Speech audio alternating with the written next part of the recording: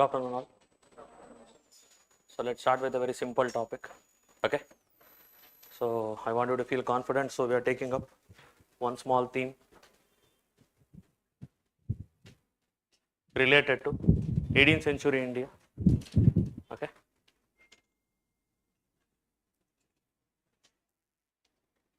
So now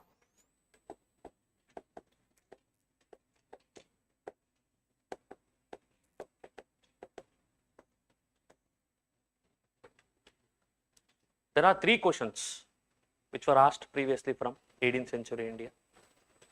First question was Third Battle of Panipat. Note down the questions if you want to, or if you have the printout of the questions, PYQs. I told you, no, you have it. Okay. 2013 question. 2013 question. What was the question?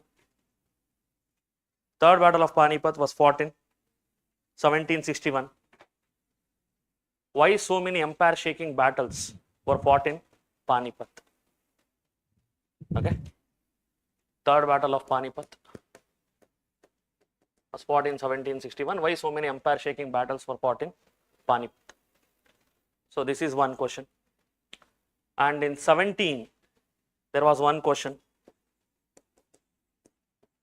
That is, mid 18th century was beset with the specter of fragmented polity.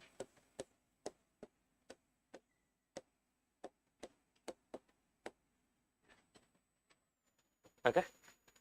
So mid 18th century was beset with the specter of fragmented polity. That is one question. Clarify how mid 18th century India was beset with the specter of fragmented polity. Okay. This is one question. And then there is one more question which was asked the previous year. Why did the armies of British East India Company,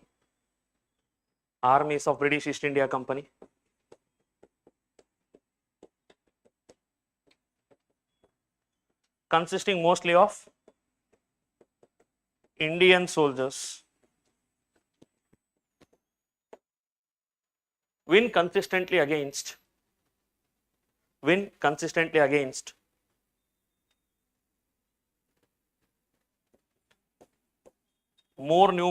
far more numerous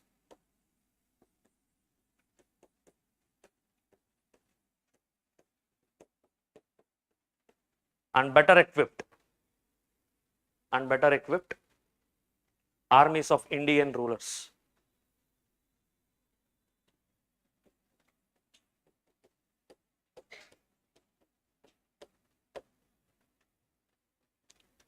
Okay. So these are the three PYQs which has been asked already. Now there is room for one or two more questions to be asked from this particular time frame. If you are taking 18th century as a period, what happened during 18th century? What all happened in India during 18th century? Let us do the small brainstorming, then I'll detailedly discuss all the things. Now, for time being, 18th century India, what did you see? And some of you messaged me asking for which is the reference book we should read and all. Lo, books odange class kyako batiralo? Class kyako serkondidu? What is the intent? Told no books needed. Just attend the classes. ಅರ್ಥ ಆಯ್ತೇನಪ್ಪ? ಕ್ಲಾಸಿಗೆ ಬಂದ್ರೆ ಸಾಕೀಗ ಆಯ್ತಾ? Books ಅಂಗಡಿಲೇ ಇರ್ತಾವೆ, ಎಲ್ಲೂ ಹೋಗಲ್ಲ. So what did you witness in the 18th century? What happened? Now modern Indian history class, first class, what did I tell? Decline of Indian economy na. In third class ಬಂದಿದೆ ಅನಿಸುತ್ತೆ ಕಣ ಒಂದೇ ಸಲ.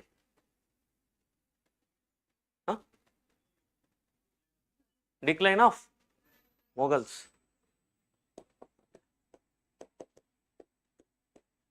Decline of Mughals.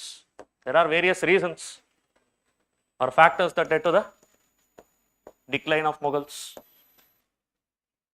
And what else did we see?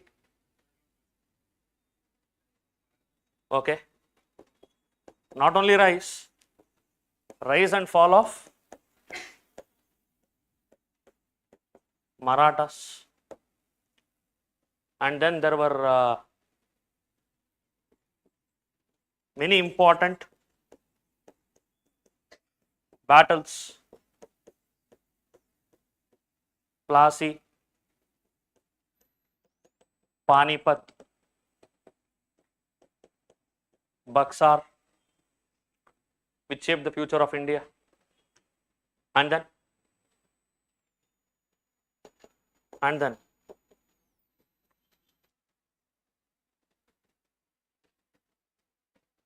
that's all. Reforms. 18th century ಯಾವ reformer ಹುಟ್ಟಿದ್ರು ಅಂದರೆ ಹುಟ್ಟಿದ್ರಷ್ಟೇ ಅವರು, reform start ಮಾಡಿರಲಿಲ್ಲ.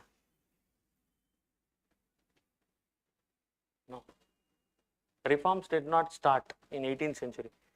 18th century ಅಂದರೆ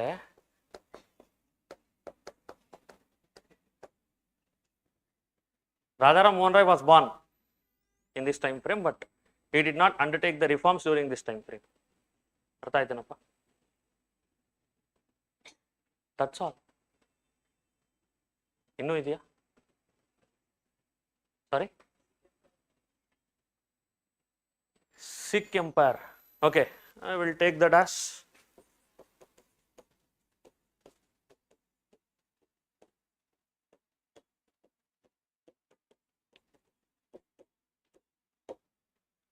rise of independent states. So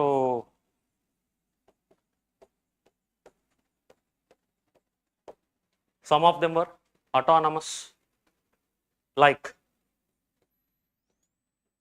Mysore. Some of them were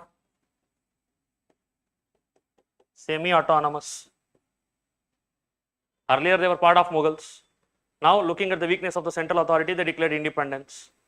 Okay, but still they had attachment with Mughals.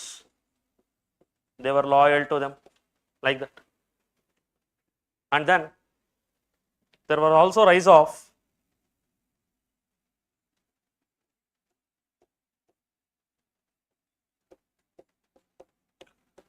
feudal warlords. Feudal warlords. I'll give you the example. For now, I'm just telling you. For example, Jats, Bundelas, Rohillas. So there was one question about Panipat. Panipat being a battlefield. So there I'll give you one point related to them. As of now, anything else?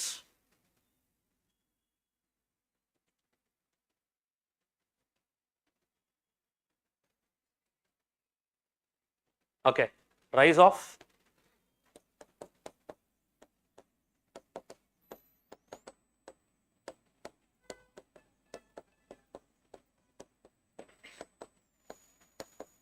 beginning of British East India Company rule.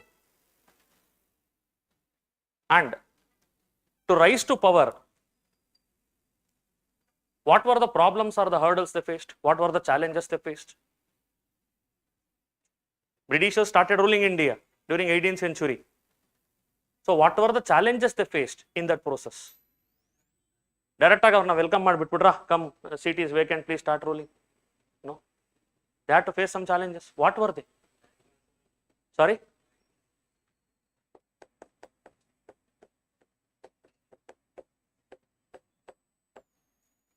Carnatic wars against French. Similarly, Anglo-Mysore, Anglo-Maratha wars, and also some of these battles were related to them. Battle of Plassey, Battle of Buxar. Okay, are you able to recall? They faced these challenges. They faced the challenges from European powers as well as the Indians. Okay. So here we are talking about French, and you all know Battle of Hooghly versus Dutch. This is about European challenge that they faced. You can say they faced European challenges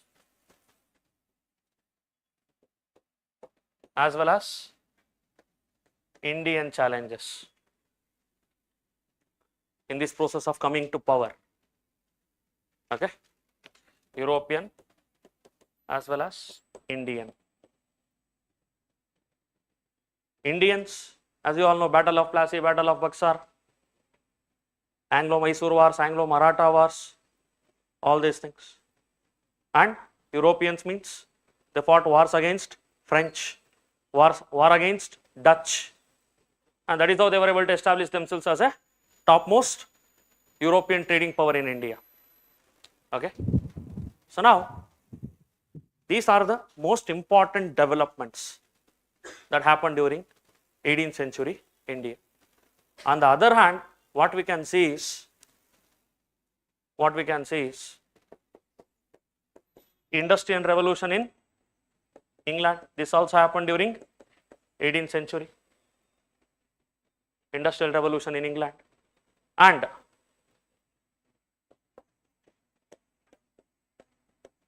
Britishers, they restructured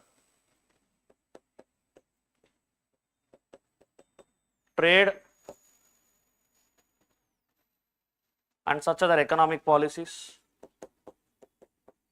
land revenue policies, land revenue and such other agricultural policies, and politico-administrative policies. They restructured all these things.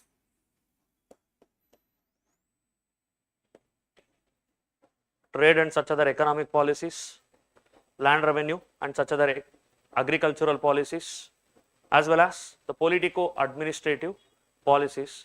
They made changes to this with an intent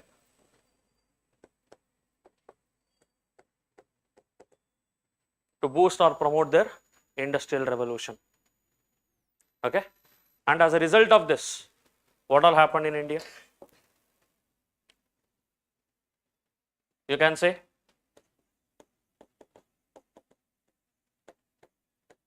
reigning of handicrafts. What you can say is deindustrialization, rural poverty, landlessness,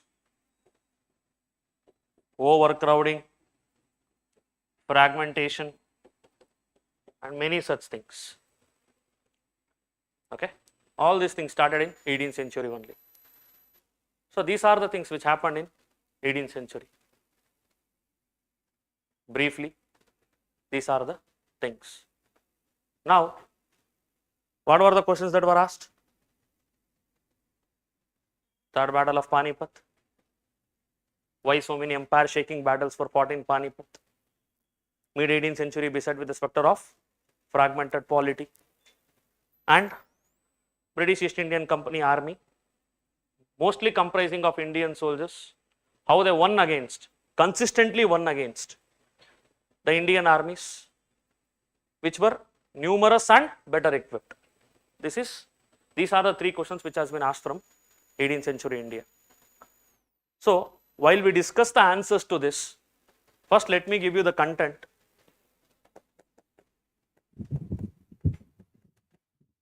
Content in such a way that you can use it in multiple answers, multi-use content.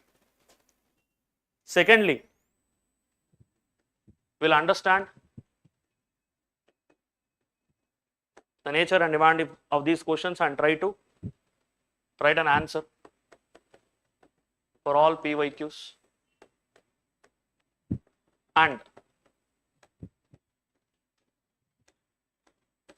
there are certain probable questions which can be potentially asked from these topics.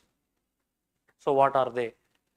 We'll try to explore them and we'll try to write the answer for them as well. So, whatever has been so far, that will be cleared. Whatever can be asked in the future, even that will be understood. Okay. So, you don't have to worry about any other books or any other classes apart from them. Okay. I'll make sure this is holistic and comprehensive enough for you to answer any question that comes from this part of history. Fine. So, now write down few things. Write down few things.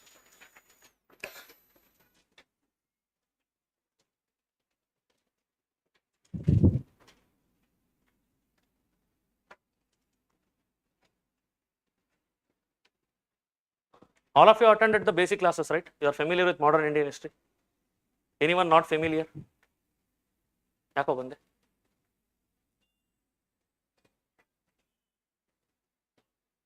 ಹಾಂ ಹೇಳ್ತೀನಿ.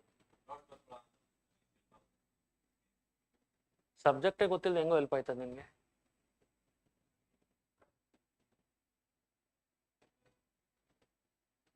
ನಿನ್ನ logic ನಂಗೆ ಅರ್ಥ ಆಯ್ತಲ್ಲ.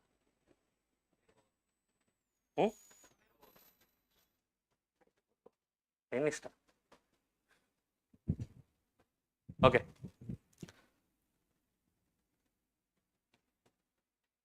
fine. Now,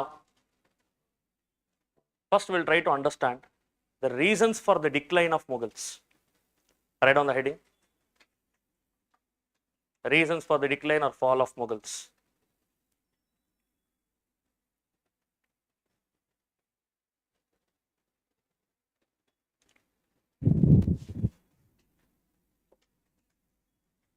So, what are the reasons? First point, weak and inefficient successors of Aurangzeb. Weak and inefficient successors of Aurangzeb.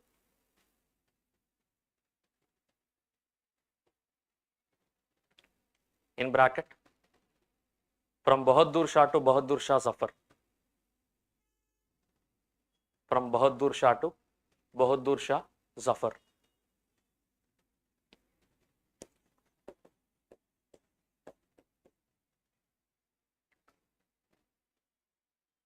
Okay.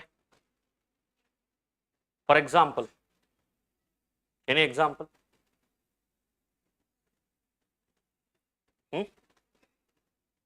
Weak and inefficient.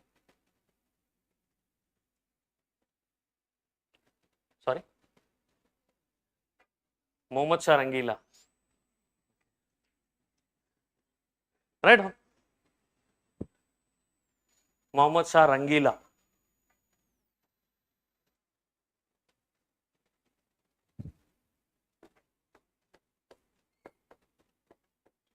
Indulged in worldly pleasures and neglected administration. Indulged in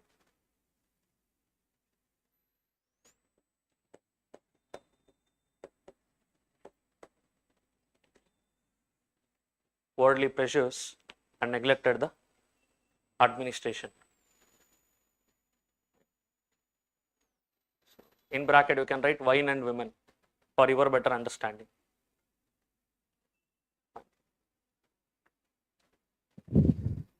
Second one, rise of kingmakers. Rise of kingmakers. Like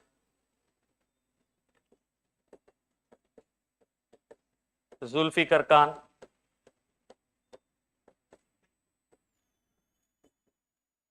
Imadul Mulk,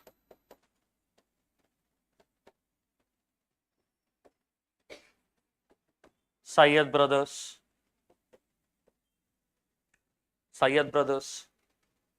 weakened the authority of the emperors. Weakened the authority of the emperors.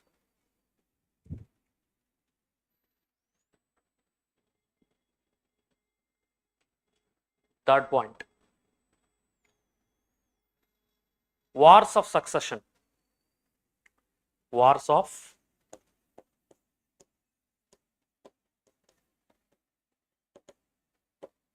succession between the princes. Wars of succession between the princes. For example, Bahadur Shah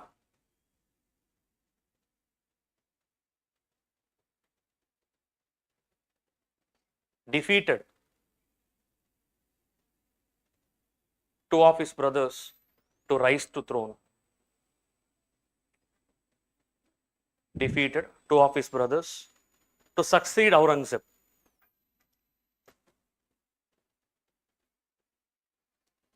Defeated two of his brothers to succeed Aurangzeb. Okay. Next point. Neglect of financial administration. Neglect of financial administration. For example, Farooq Siyar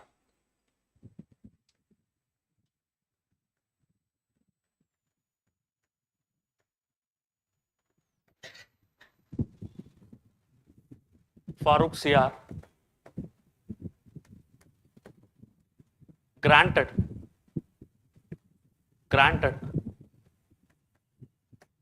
Marathas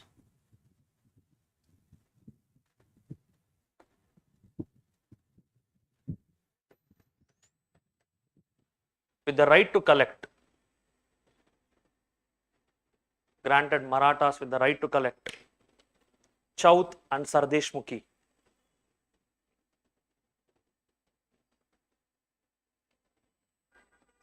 Chauth and Sardeshmukhi in Deccan region. In Deccan region. Take one more example. Bahadur Shah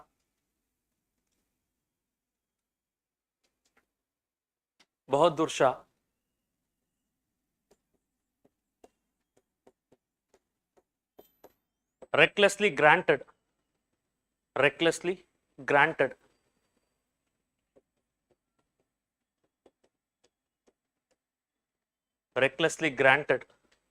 Jagirs.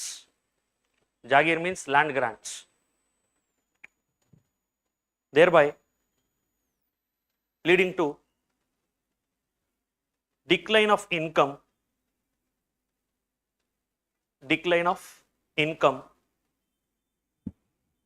from imperial land. Decline of income from imperial land. Imperial land means land belonging to the emperor. Okay. Next point. Foreign invasions. Before that, write down. Before that, neglect of military. Neglect of military.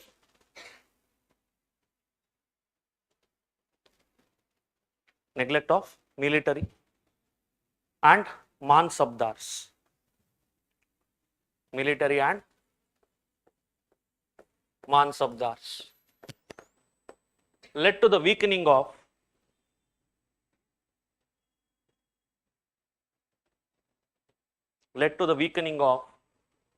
Mughal forces and defense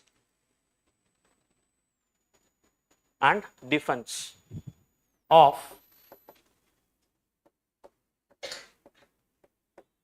frontier regions.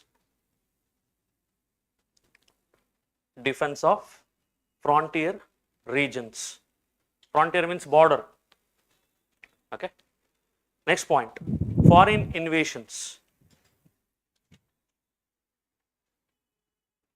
Foreign invasions. Like Nadir Shah, 1739. Nadir Shah, 1739. And Ahmad Shah Abdali, Nadir Shah and Ahmad Shah Abdali, who looted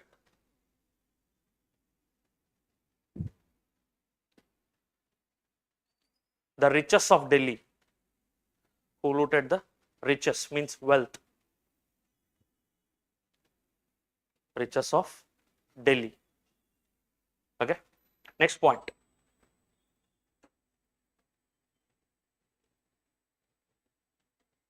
Religious policies of Aurangzeb.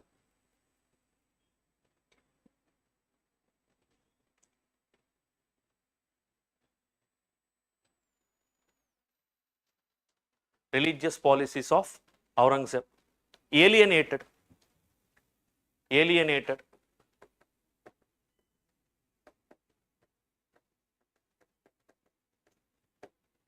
allies.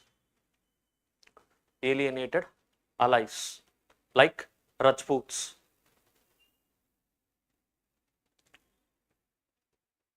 Etc. Okay. Next point. Disintegration of Mughal Empire. Disintegration of Mughal Empire. And rise of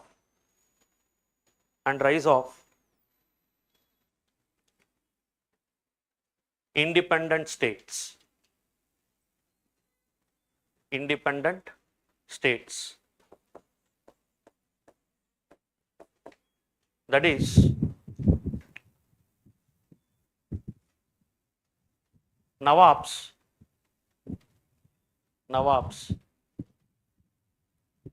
declared independence from Mughal Empire. That is Nawabs declared independence from Mughal Empire. For example,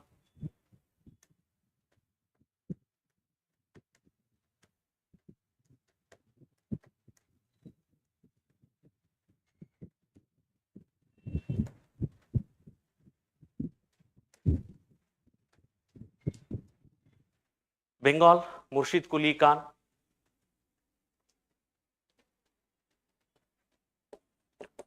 Hyderabad, Nizam.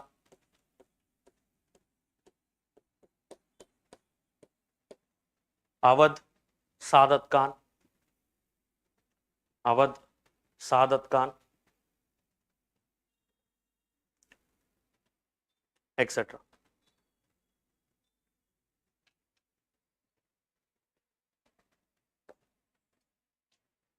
Okay. Next 2 points are very important. Next point, rise of Marathas. Rise of Marathas. With the ambition of, with the imperial ambition of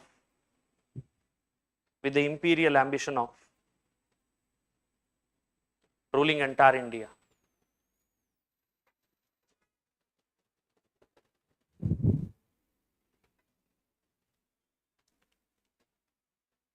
Example,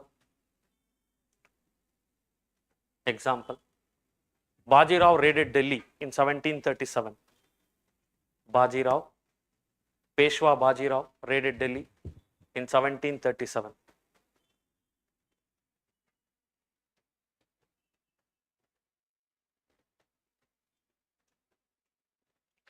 Okay.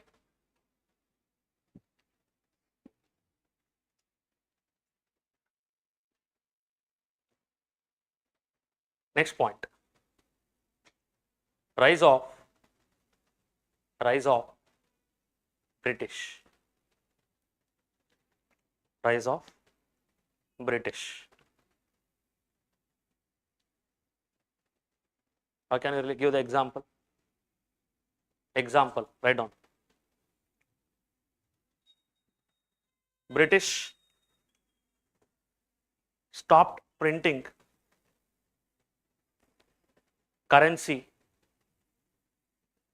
or before that you can, okay, write this point. We'll complete this and I'll go back to the next point. Okay. Stop printing the currency in the name of the Mughal emperors. In the name of the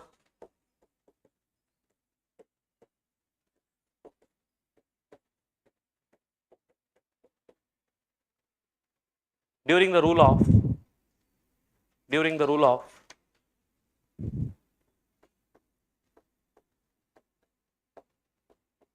Akbar II. Is also called as Akbar Shah during the reign of Akbar II. I will take one more example. Mughal Emperor Shah Alam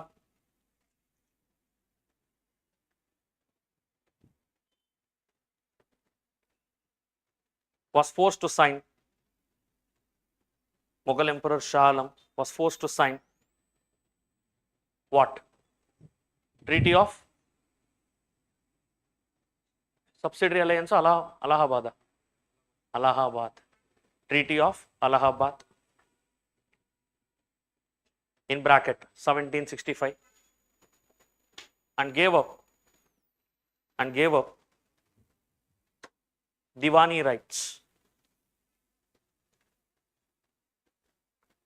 to British and gave up the Diwani rights to British. Okay. Now, if you pay attention to the last 3 points, what are the last 3 points you have written? Rise of independent states, okay, disintegration of Mughal Empire and rise of independent states, and rise of Marathas and rise of British. These 3 points are more than enough for you to answer this question. Mid-18th century was beset with the specter of fragmented polity. Means there was no one strong central authority. There was fragmented polity. There were so many kingdoms, so many rulers, so many authorities. Earlier India was subjected to rule of Mughals, unified rule of Mughals. They controlled most parts of India. But in mid-18th century, there was fragmented polity. There was no central or definite ruler. Why? First thing, fall of Mughals. Second one, rise of independent states. And independent states, you need to add 1 or 2 more points. And 2 more points are like this. I told you, these are semi-autonomous. They are still loyal to Mughals. And completely autonomous states. For example, Mysore. They are completely autonomous. And as I told you, warlords, semi-feudal warlords. For example, Rohillas, Jats, okay, they also. So all these things, rise of, to answer this point, you need to have, do you have this question with you? Do you have this question? Okay. Now identify the parts in this question. What are the keywords in this question? Identify the keywords in this question.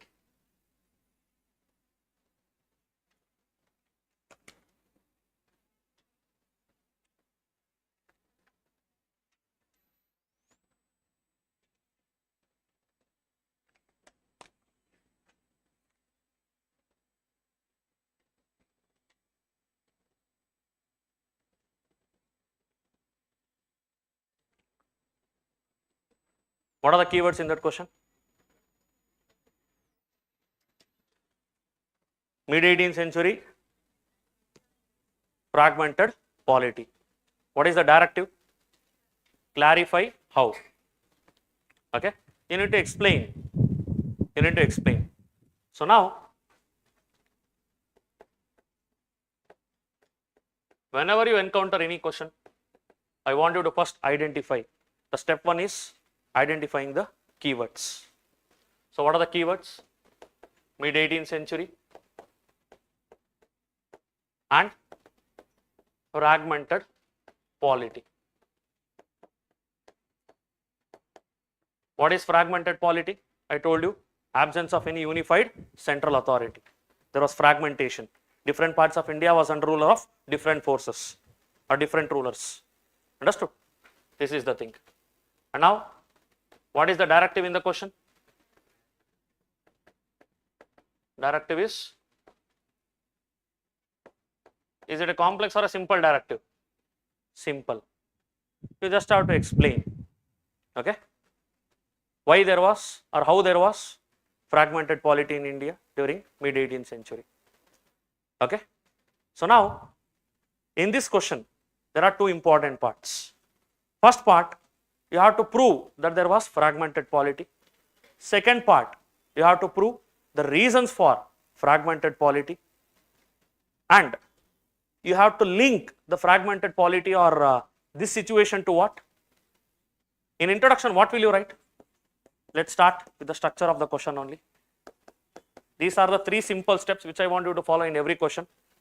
Step 1, identify the keywords. Step 2, identify the directives. Step 3, try to create a structure of the answer at the back of your mind. Introduction, body, conclusion. In body, what are the two parts I told you? You have to prove that there was fragmented polity, because they are asking you, clarify how. You have to clarify, you have to prove that there was fragmented polity, and now clarify how. So you have to show the reasons for fragmented polity. Okay. And what will be your introduction? What will be your introduction? You don't want to write the introduction only. You want to skip it.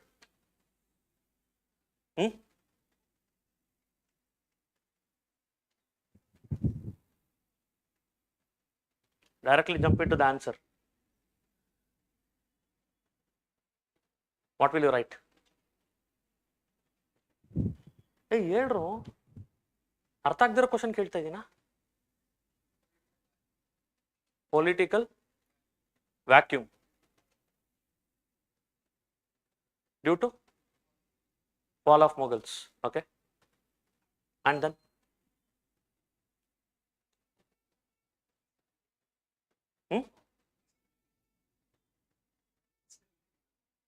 instability. Okay. And then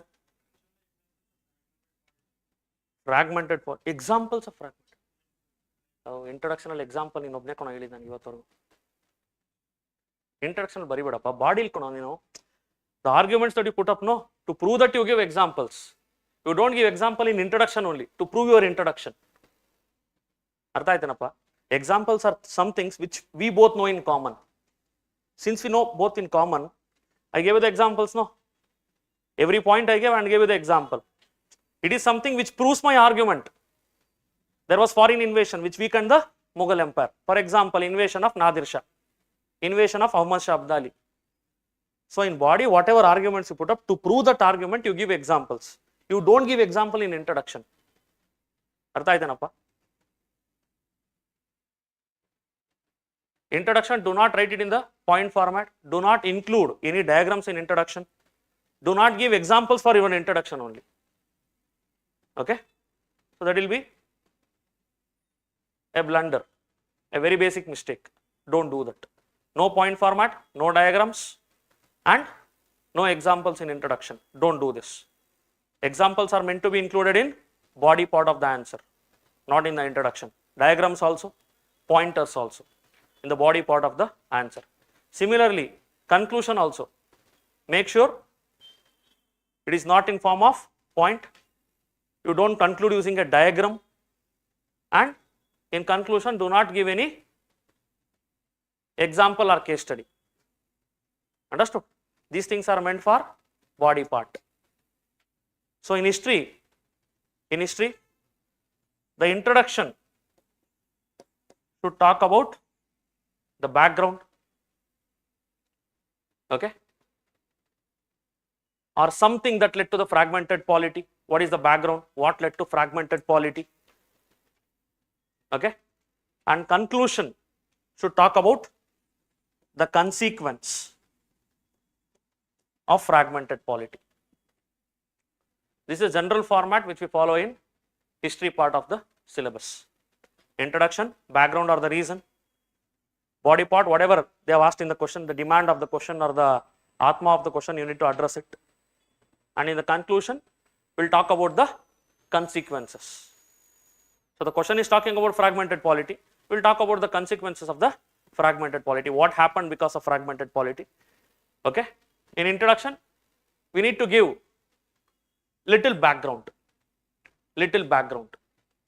and make sure you don't repeat the points, the same points again and again.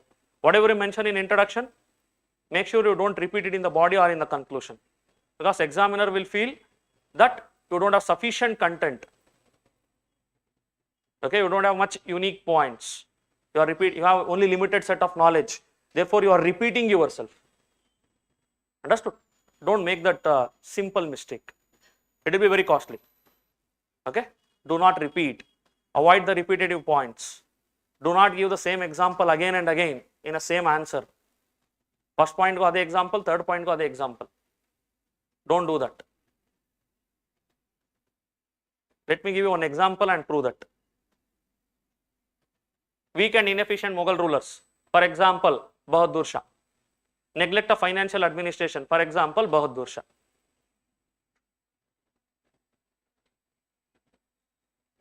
Understood? Don't do that. Okay? So this will have a negative impact. Fine? Okay. Write down the introduction. Write down the introduction.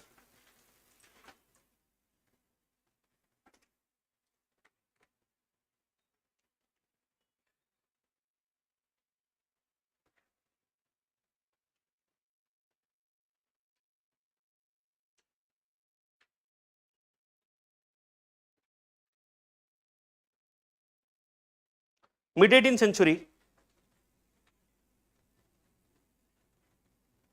witnessed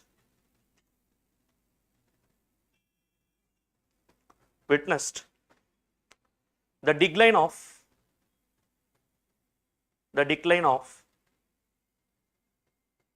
Mughal authority and emergence of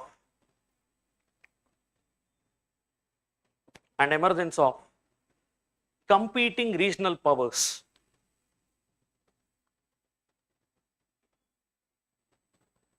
Competing regional and foreign powers. Competing regional and foreign powers. With some of them,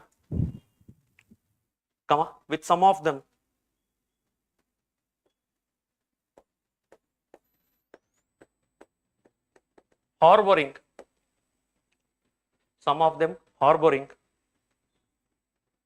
not only regional but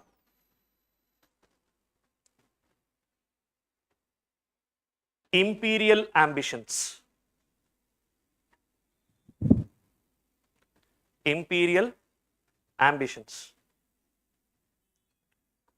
Therefore, the political map of India was redrawn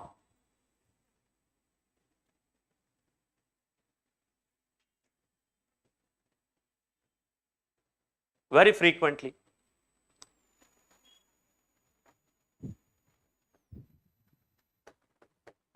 due to the chaos endured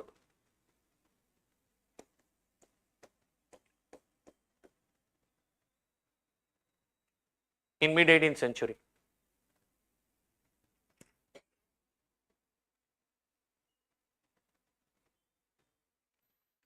Okay, let me explain what you wrote down. First thing, there was fall of Mughals. When Mughals are falling, there is vacuum. Somebody has to fill this vacuum. There was emergence of new states, Hyderabad, Bengal, Awadh. Even they want to expand, so they will start fighting the wars. And there were emergence of independent powers, Mysore, Sikhs, etc. Even they want to expand, they will start fighting. And some of them had regional ambitions. They want to become a regional power. For example, Mysore. For example, Nizam of Hyderabad. Some of them had imperial ambitions. They wanted to rule entire India. Marathas, British. Understood? They not only wanted to dominate the region, they wanted to dominate the entire country. Understood? Because of these conflicts, what happened was, imagine the political map of India. In the political map of India, let's say if you are writing the political map of 1730, so you can say the shaded region belonged to Mughals. If you talk about 1740s or 1750, what was the situation? 1750s, Marathas were rising. Understood? Marathas were rising. So this region was under Marathas, influence of Marathas. So the political map of India had to be redrawn multiple times. It was changing very rapidly because every day, see later in 1760s, there was a rise of Mysore. They started expanding in all direction. And Battle of Plassey, British started dominating there. Later, Bombay region and Madras region. Understood? So they started expanding. So the political map of India was changing very rapidly because of the fragmented polity. Earlier, if you look throughout the Mughal times, the political map of India was almost the same. There was stability. Understood? They were the central authority, therefore there was stability. Now there is no central authority, therefore the political map is changing very rapidly. Okay? Now, write on. Fragmented polity. Fragmented polity.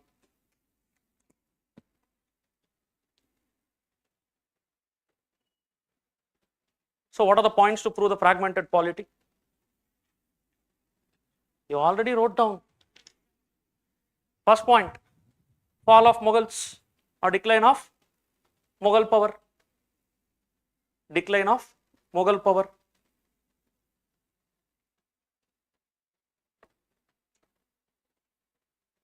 Under decline of Mughal power, write on 3 to 4 points. Rise of kingmakers.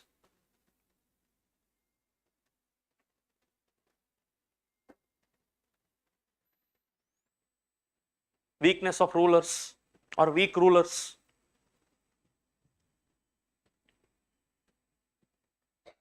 Neglect of financial administration.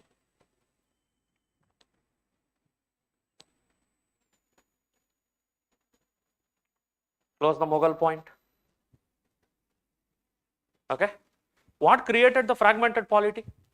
See, there were Mughals, they were the unified authority. Something which weakened them will create the fragmented polity, no? These are one point. Now let's write the second point. Foreign invasions. Foreign invasions. We already know this. Nadir Shah, Ahmad Shah Abdali. Okay. So they weakened Mughals to a great extent. Foreign invasions weakened the Mughals to a great extent. And because of this weakness, there were fractures that were created. That led to, right on third point. See, let me explain this point to you, if in case you are confused. See, if Akbar was the emperor, do you think the Nawab of Awadh or the Nawab of Bengal or the Nizam of Hyderabad, they would have gathered the courage to declare independence? Imagine if they had declared independence also, what Akbar would have done?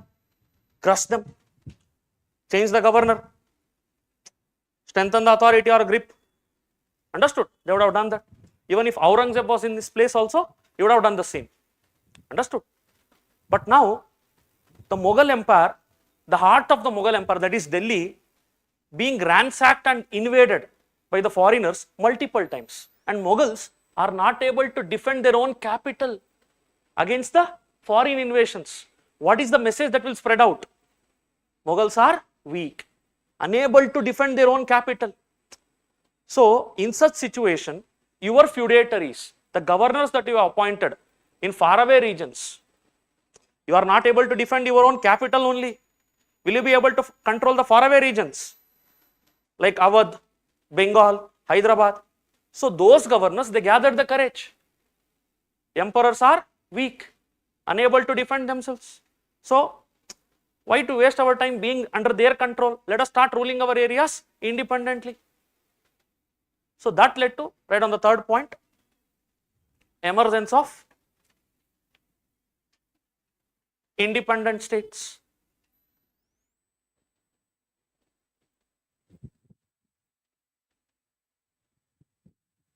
Okay, and whenever new powers emerge, what do they want to do?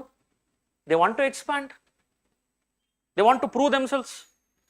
Raja sumne idruno, the courtiers, ಆಸ್ಥಾನಿಕರು ಅವ್ರು ಇರ್ತಾರಲ್ಲ, sir such a warrior you are, sir, you are born to fight the war, expand sir, ಯಾಕೆ ಸುಮ್ಮನೆ ಕುಂತಿದ್ದೀರಾ, ಹೋಗಿ sir. They will encourage the king to fight more and more wars. Understood? Are you getting the point? So they'll have hidden interests, but they'll encourage these kind of tendencies. So it will lead to frequent wars. Right on. Frequent wars.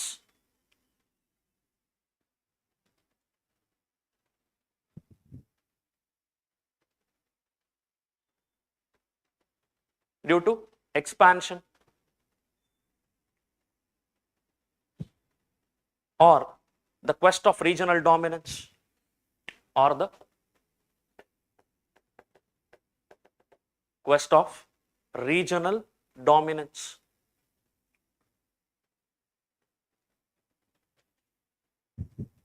Okay, anything else? Anything else? You are saying no. No.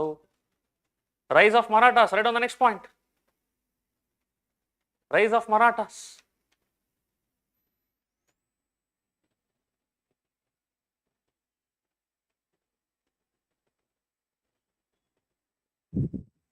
Having imperial ambition. Imperial ambition. They wanted to rule entire India. Okay. For that, they had to wage multiple wars against the regional powers, also against the Mughals also, to establish themselves as the strongest authority. Understood? They had to fight against the invaders also, because they want to become an all India power, no, the central authority of India. They have to dominate the regional powers. They have to defeat Mysore also, they have to defeat Nizam also, they have to defeat the Rajputs also. At the same time, if there is any invader, they have to defeat them also, to show that they are the strongest of all the authorities in India, or the rulers in India. Understood? That is one point. So now, next point.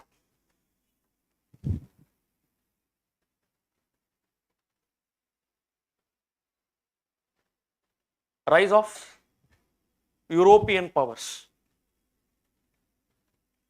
Rise of European powers.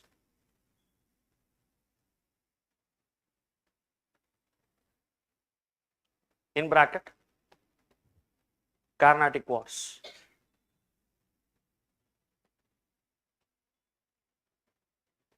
French versus British. Now, write on the reasons for the fragmented polity. Reasons for the fragmented polity.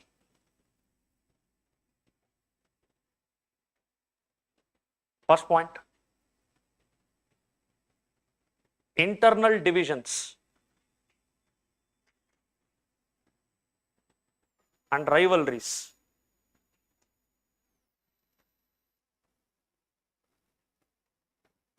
within the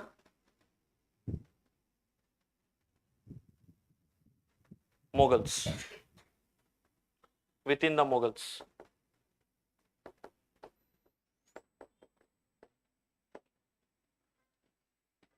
In bracket, factionalism.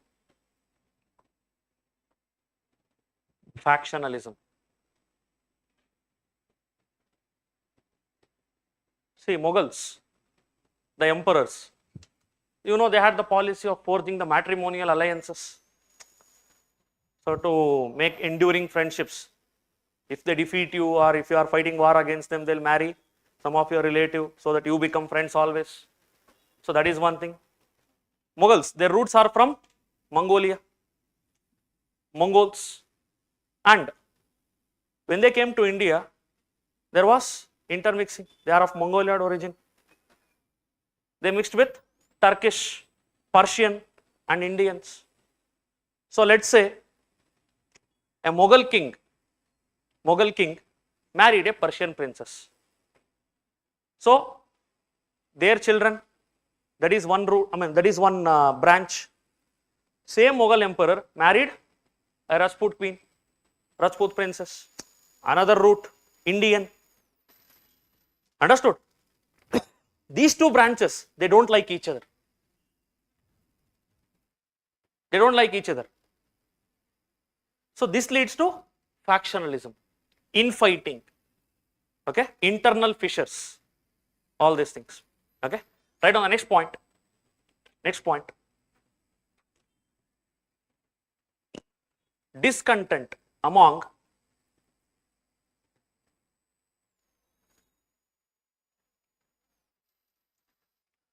Mansabdars. Discontent among Mansabdars.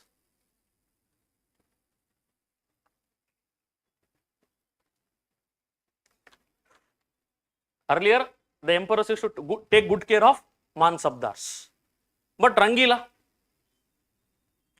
his policies, his priorities were something else. He neglected.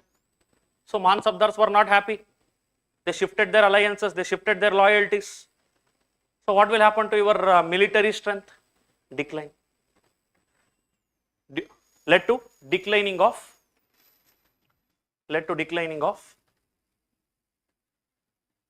military power. Led to declining of military power. Next point. Anarchy. Anarchy. Due to frequent wars.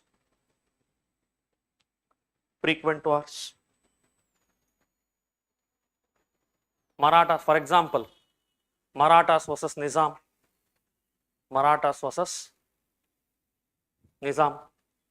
Mysore versus Marathas.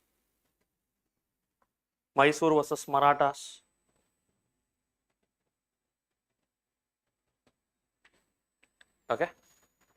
So there were multiple wars almost all the time. Next point. Emergence of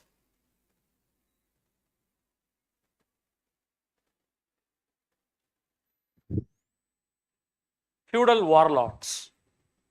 Emergence of feudal warlords. Who frequently shifted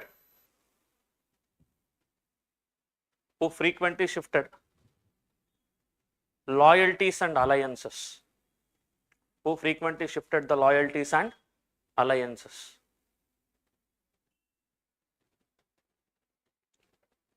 For example,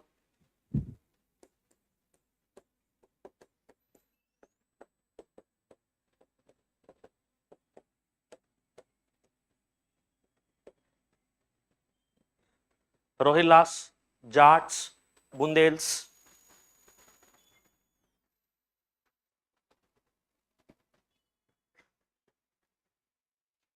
Okay.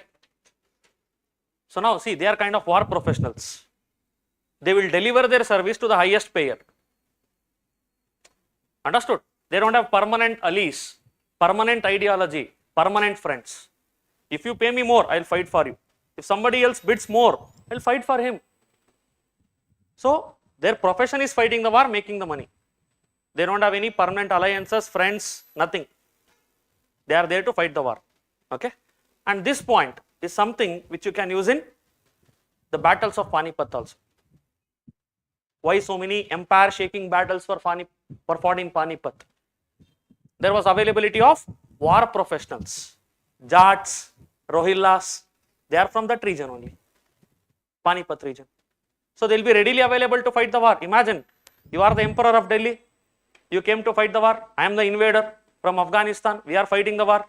Suddenly you are the emperor from Delhi, you have shortage of soldiers.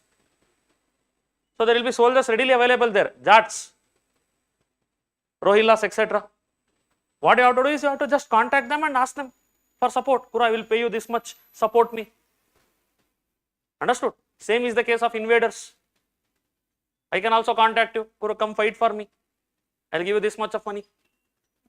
Availability of war professionals. In other regions, they were not so frequently available, but here they were clearly available. Okay? And last point.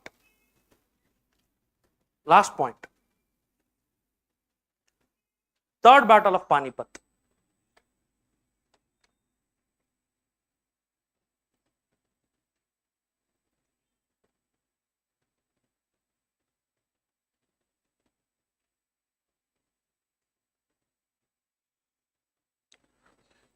Third battle of Panipat. What happened because of third battle of Panipat? Yes, leading to decline of, write down like this. Defeat of Marathas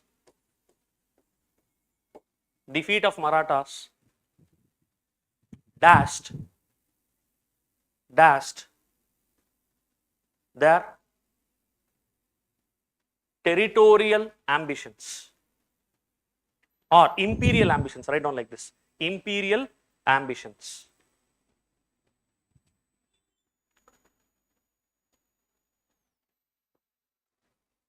So Mughals were declining, Marathas were increasing their power. So if everything had went right, if there was no battle of Panipat, no, Marathas would have replaced Mughals. They would have filled the place of Mughals. There wouldn't have been fragmented polity. Marathas had become the central authority of India. Though they had a lot of lacunae, they would have become. So what was the turning point? Third battle of Panipat.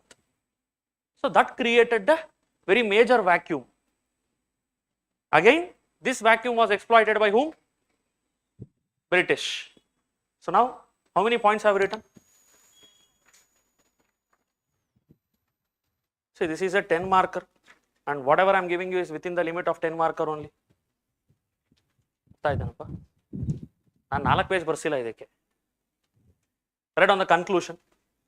Write on the conclusion. What will you write?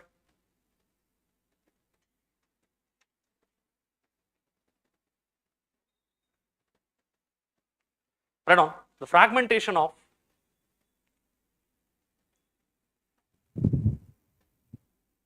th century India represents a classic case of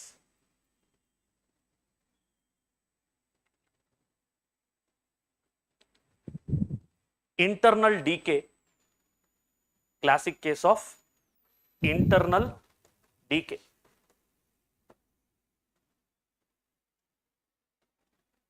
followed by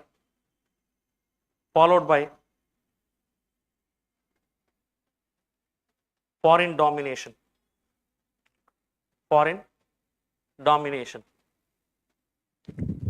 Full stop. The vacuum created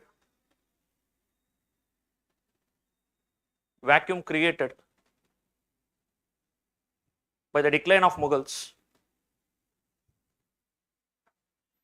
and Marathas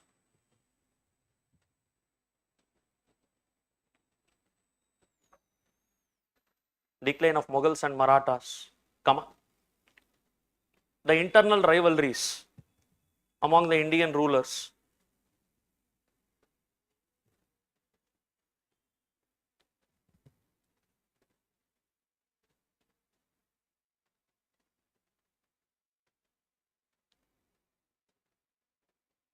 were exploited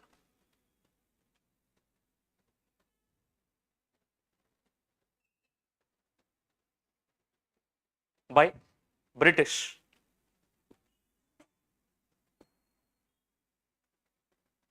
and thereby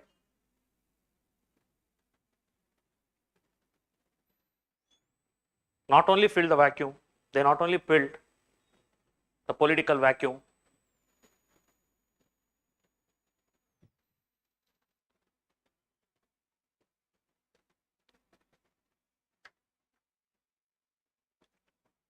but also emerged as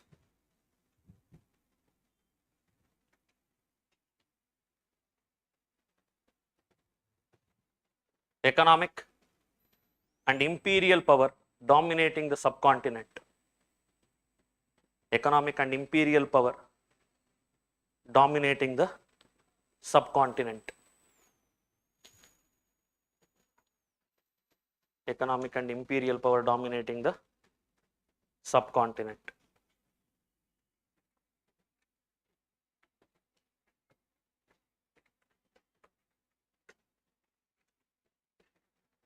Okay.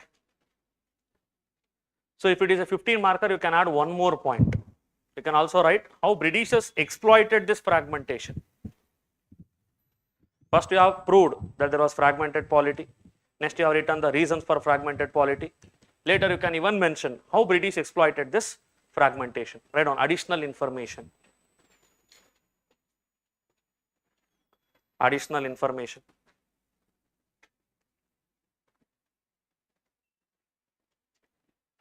Okay. First point.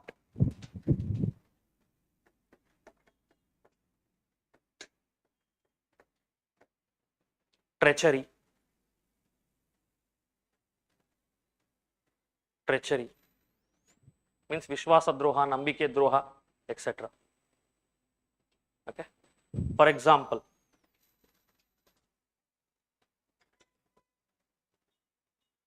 British used Mir Jafar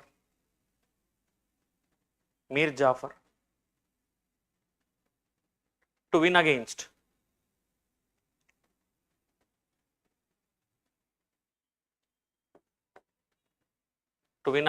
whom? Siraj-ud-Dawla in the Battle of Plassey.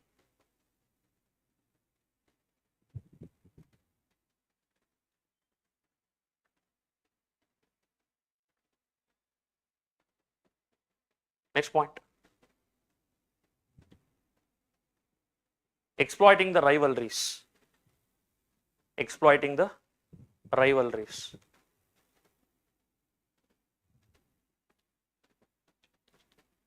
For example,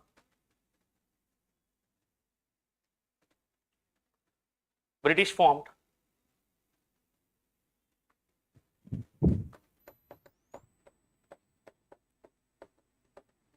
tripartite alliance.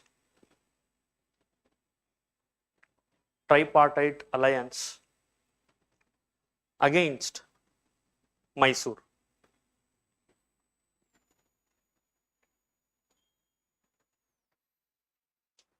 Against Mysore. British, Hyderabad and Marathas against Mysore. Okay. Next point. Exploiting the internal rivalries or factionalism. Exploiting the internal rivalries or factionalism.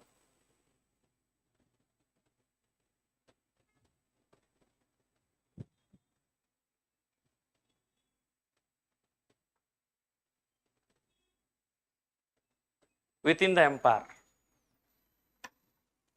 Within the empire. For example,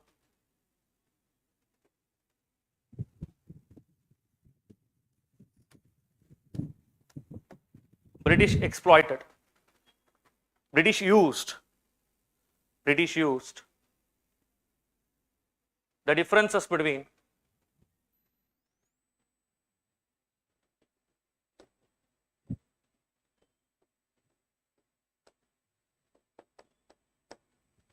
Ragoba and Barabais.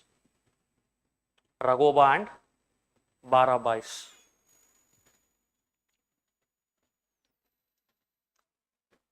Okay. See, Ragoba or Raghunath Rao, he was the brother of Balaji Bajirao. He was a long time aspirant for the position of Peshwa. But after Balaji Bajirao, Madhav Rao became the Peshwa. After Madhav Rao, Narayan Rao became the Peshwa. So, because of desperation, what he did? He got the Peshwa killed. He got him killed. So, the ministers of Peshwa, led by the Prime Minister Nana Fadnavis, they dethroned Raghunath Rao. They declared that you are not Peshwa anymore. So, under the desperation again, he went to Britishers, signed Treaty of Surat, got the army from Britishers, and Britishers were waiting for this. They want to exploit the rivalries, internal rivalries within your court or within your empire. Similarly, write down. Similarly,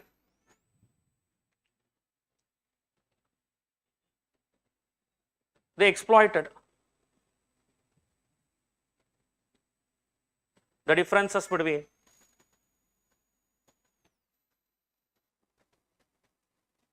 Scindias and Holkars.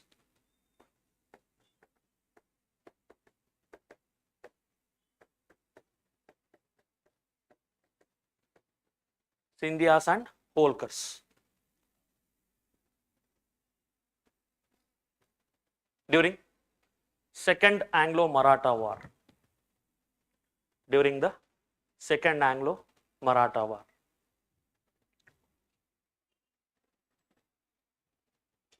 So, this is one small piece of additional information, okay, apart from the demand of the question. I hope we were able to complete it in 2 pages. Okay. And now, let us move on to the next question. Third Battle of Panipat was fought in 1761. Why so many empire-shaking battles were fought in Panipat? Third Battle of Panipat was fought in 1761. Why so many empire-shaking battles are fought in Panipat?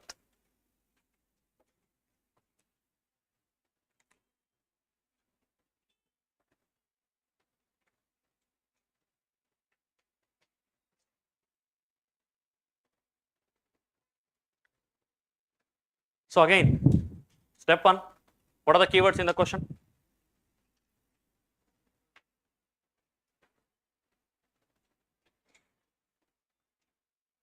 Empire shaking battles in Panipat. And see, they could have mentioned first war also, second war also, but why specifically they are mentioning the third war? Why third war they are mentioning? They could have mentioned first war of Panipat was fought in 1526. They could have mentioned second battle of Panipat was fought in 1556. Why so many empire shaking battles were fought in Panipat? They could have mentioned like that. But why are they specifically mentioning the third battle of Panipat? Because they want you to think upon the consequences of the third battle of Panipat. Understood? What is the consequence? Decline of Marathas and rise of British. Understood? That is the most important consequence of third battle of Panipat. So that is, see, examiner won't use any word or any phrase without any intent. There will be intent before every word or every phrase that is used in the question. Understood? It is a way for you to understand the thinking, the nature of thinking, the way he thinks. Okay? Decode or decipher the examiner's thought process. What is the intent? Why is he framing this question? Why is he giving this example? Understood? You should use that every word in the question to understand the Atma of the question. What is he trying to ask? What is he trying to demand? Only if you understand that real demand of the question, you will be able to provide the justice to it. Without which, you won't be able to. You think you have answered the question, you have written a very good answer, but at the end of the day, you end up getting 30% or 35% of marks. What is the reason? See, let's take this question only. The mid-18th century India was beset with the spectre of fragmented polity. So what a general aspirant would have written is, mid-18th century India, there were multiple wars. Okay? They could have written it in the battle-wise order. Carnatic Wars, Anglo-Mysore Wars, Anglo-Maratha Wars, Battle of Plassey, Battle of Buxar. They'll give that as the example, that as the heading and write it. Understood? They will prove that there were multiple battles, therefore fragmented polity. That is the body of their answer. And now you know the difference. So if you have written that also, you will think, okay, I have written everything related to mid 18th century, fragmented polity. But the way you have written and the way others write, there is a lot of difference between that. Okay? Both of it is content only, relevant content only. But the way you have structured it, the organize the points under relevant subheadings, given the examples, so that is what will make your answer stand out of other pile of the answers. Understood? Are you getting it? So now, what will you write as an introduction for this question? What is the directive? What is the directive? Why? Simple or complex? Simple. Complex.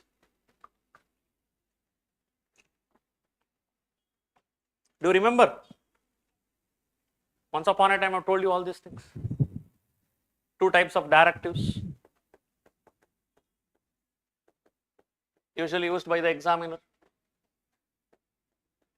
One is simple, another one is complex. See,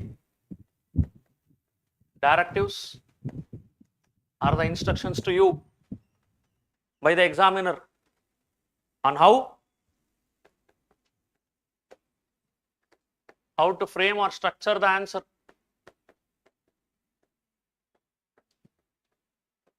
Okay, it relieves expectations.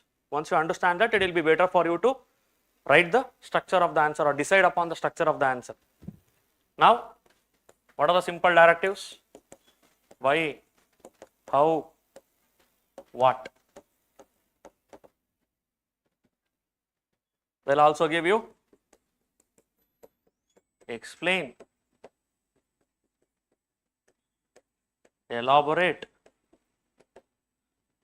Okay, so they'll also give you enumerate. Okay, so these are the simple directives. So what are simple directives? They are straightforward. You don't have to think much. You just have to cater to the demand of the question, that's all. Just like we wrote now. And there are complex directives like discuss. Imagine you and your friend sit for discussion. There will be different points now. One will be supporting the policy, another one will be opposing the policy. So there will be different points, different views. Examine, analyze,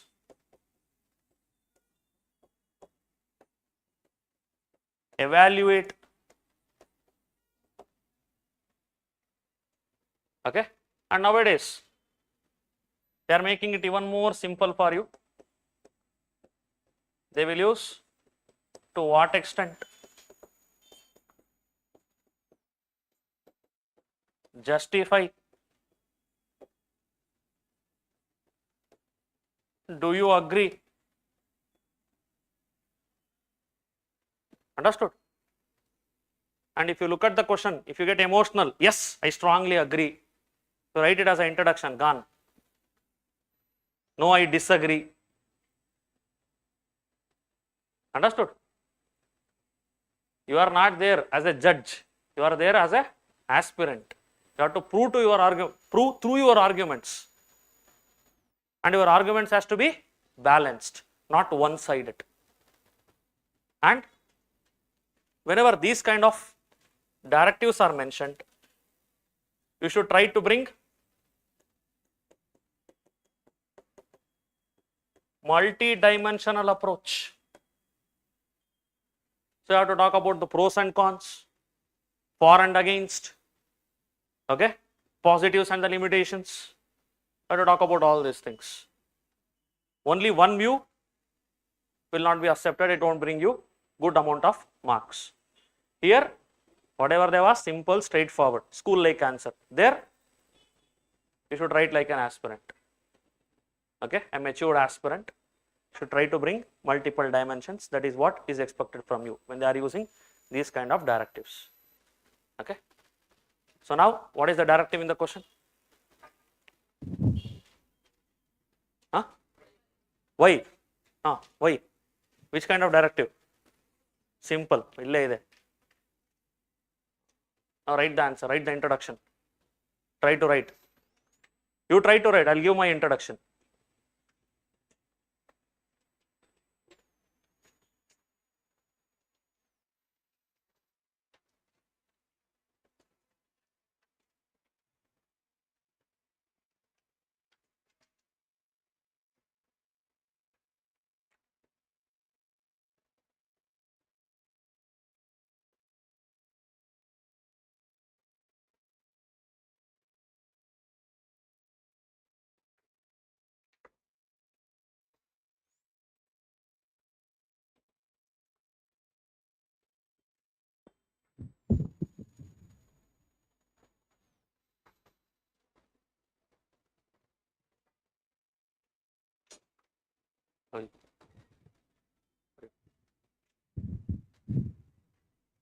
OGP class ಅಲ್ಲಿ ಬರ್ತಿದ್ದೀನಿ ತೆಗಿಬೇಡ ಬರೀ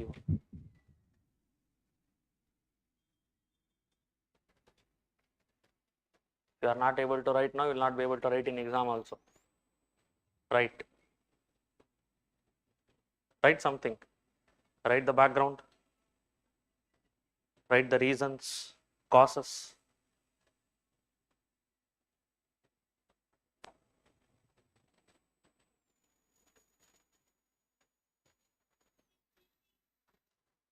And whenever we take up a new question, try to write it in a new page.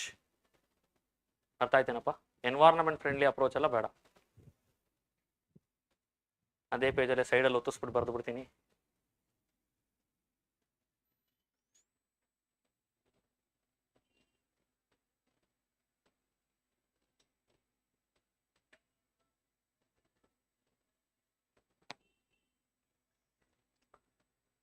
Regarding this question, it's a 10 marker. Is it necessary to write so much? Marks ಬೇಕಂದ್ರೆ ಬರೀಬೇಕು.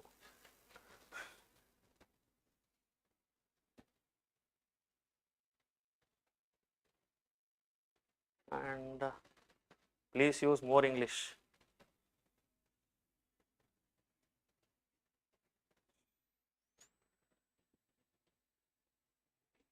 ಆಯ್ತಪ್ಪ.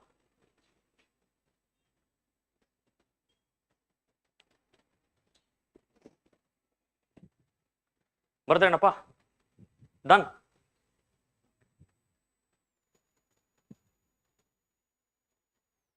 See, when I was sitting in Delhi classes, no, 40 to 50% of it was in Hindi. ನಾನು 4 ಮಾತು ಮಾತಾಡ್ತೀನಿ ಕೊಂಡ್ರು. ಬರ್ದ್ರಾ? ಆಯ್ತಾ? ಆಯ್ತಾ means is it done? Bardra means did you write? Write down the translation also.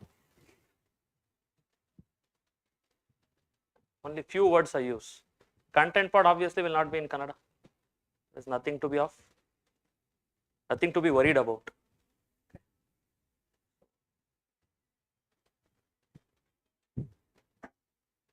Now write down.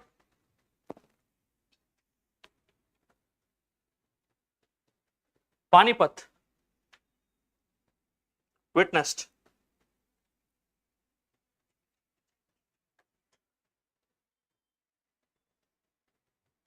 three decisive battles. Three decisive battles.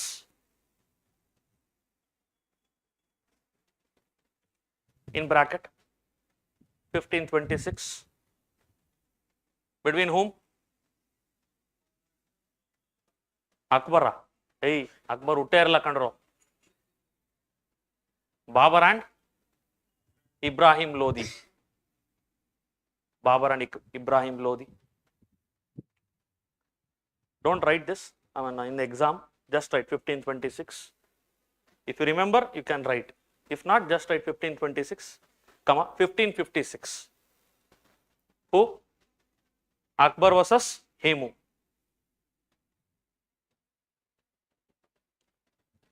Okay.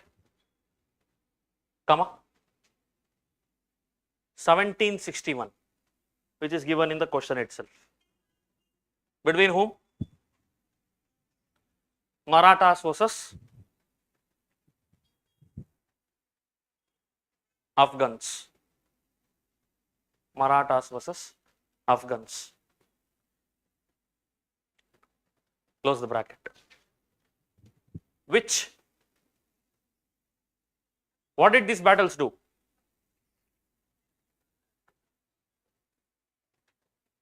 I mean, with each battle, write down, with each battle,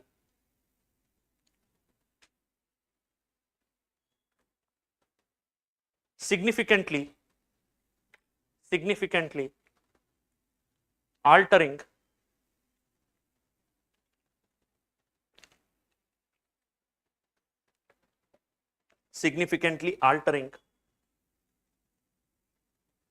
the political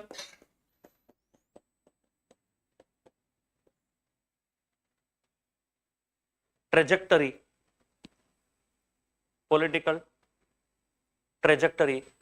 of Indian subcontinent. Political trajectory of Indian subcontinent.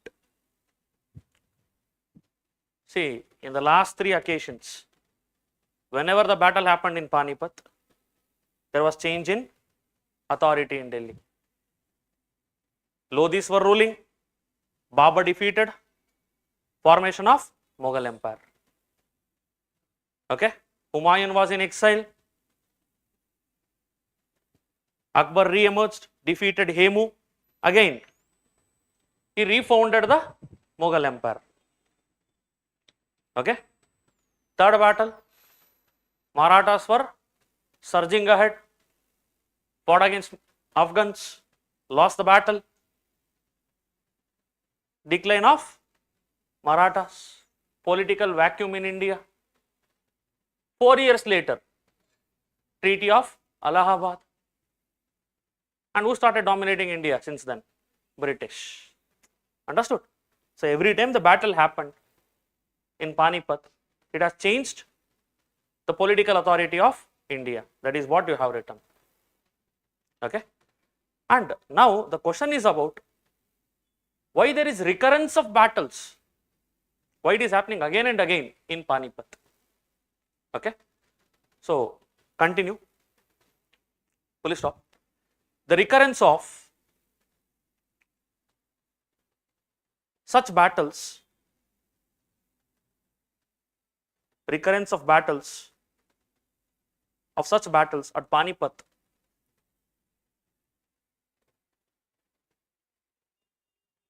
highlights how geography, geopolitics,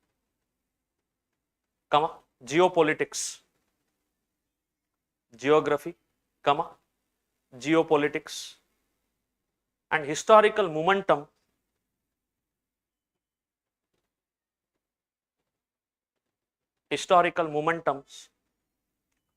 converge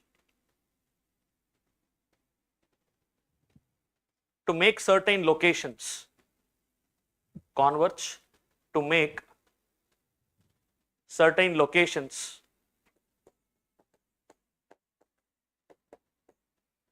pivotal, means worth remembering, important place, pivotal in nation's history. In a nation's history. Okay? ನಿಮ್ಗೆಲ್ಲ ಜಾಗ ಗೊತ್ತೇನಪ್ಪ ಹರಿಯಾಣದಲ್ಲಿರೋದು? Do you know all the places in Haryana? No. Panipat you know. Why? Battles of Panipat. Do you know all the places in UP? You don't know, but you know Buxar. Correct? No. Why? Battle of Buxar. Understood? So remember, and you know such places because of these important battles. These are the pivotal locations which had the impact on country's history or country's politics. Therefore, remember. However, here, 3 different occasions, the ruler has changed, or the central authority ruling India has changed. Whenever the battle happened there, so obviously it is worth thinking. So that is the question all about. Now, write down reasons for the battles at Panipat. Reasons for the battles at Panipat. So what are the reasons?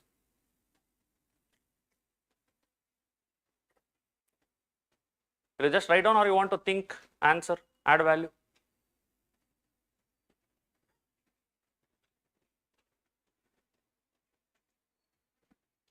Any reason that you think about?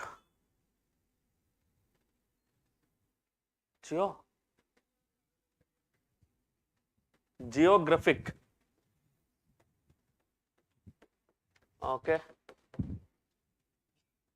Demographic.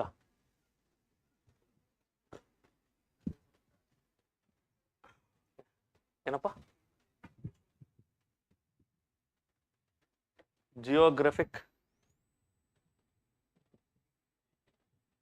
ಅದರಲ್ಲೇ ಬರುತ್ತಲ್ಲ ಜಿಯೋಗ್ರಫಿನೇ ಅಲ್ವನು ಡೆಲ್ಲಿಯಿಂದ 60 kilometre ಡೆಲ್ಲಿಯಿಂದ 90 kilometre that's all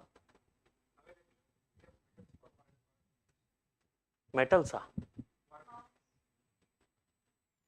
ಪಾನಿಪತ್ತಲ್ಲಿ ಯಾವುದೋ mains ಐತೆ factory ಇತ್ತಾ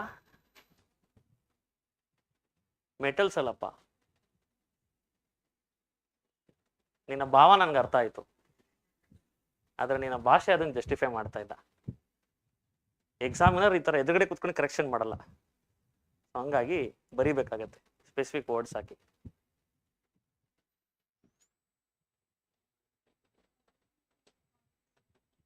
arms ಅಲ್ಲೆಂಗ್ ಬಂತು ಯಾರು ತಗೊಂಬಂದಿಟ್ರು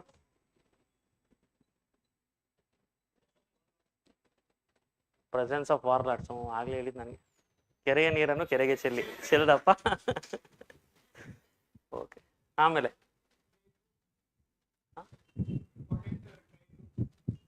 trade route okay how is it related to war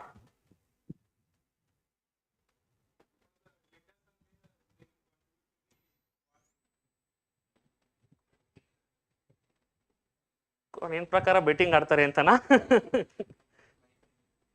traders how will they contribute to war? Are you telling like they'll give money to Mughals guru odi avanu ಚೆನ್ನಾಗಿ odi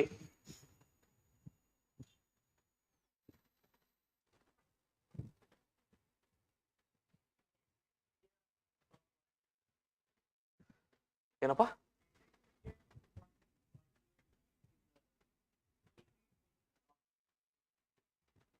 it is not easy. It is only possible through northwest because India is a peninsula. 3 directions you cannot even think about. North and northeast, Himalayas, you cannot enter. Only direction that is pending is northwest. And if you enter India through northwest, through Khyber Pass, obviously, who is ruling India? Which is the capital of almost all the Delhi Sultanates? Delhi. So you have to come and capture the capital. Only then you will be the winner. So on the way to Delhi, there is a major place, Panipat. Understood? Anything else? Financial? Maybe, may not be.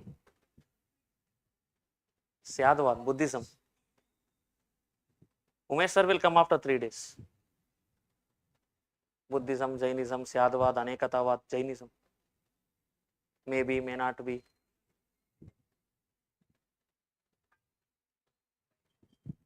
Climate. War ಮಾಡ್ಬೇಕಾದ್ರೆ ಟೇಕೆ ಆಗಬಾರ್ದು ಅಂತ ತಣ್ಣ ಗಾಳಿ ಬೀಸ್ತಿತ್ತು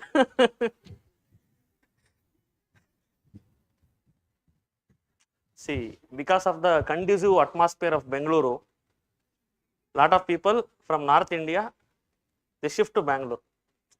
ಆ ಥರ war ಮಾಡಬೇಕು ಅನ್ನಿಸ್ದಾಗೆಲ್ಲ ಅಲ್ಲಿ ಹೋಯ್ತಿದ್ರ conducive climate ನೀವು ಸುಸ್ತಾದ ಗಾಳಿ ಬೀಸೋದು ಆ ಥರ ಏನಾದ್ರು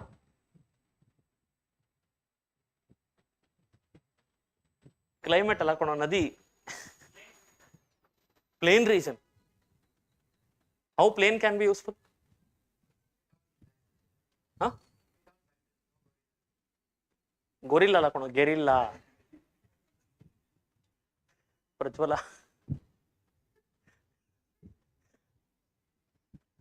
ನೋಡಪ್ಪ, ಯುದ್ಧದಲ್ಲಿ ಯೂಸ್ ಮಾಡ್ತಾ ಇದ್ದಿದ್ದು ಕುದುರೆ, ಆನೆ.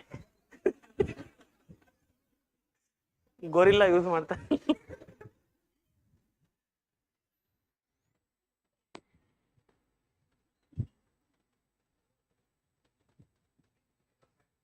Head-on battles. Okay, both the troops can face each other and fight the battle. Only that. Firoz Shah ಕೋಟ್ಲಲ್ಲೂ ಆಗ್ಬೋದು. ಗ್ರೌಂಡಲ್ಲಿ ಎರಡು ಆಪೋಸಿಟ್ ನಿಂತ್ಕೊಂಡು. Y Panipat?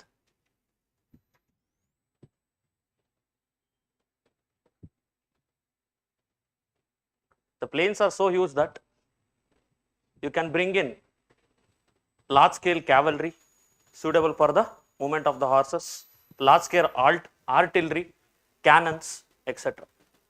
Artha aitenappa? So you can move huge equipments without any hurdles. Ubbu taggu idre you cannot take the artilleries, cannons, etc.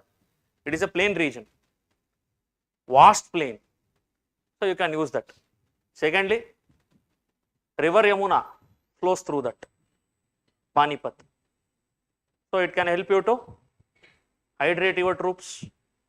And similarly, using that waterway, Yamuna and all, perennial river, you can transport the war equipments downstream or upstream. Are you getting it? So that is one more thing. And it is a geostrategic location.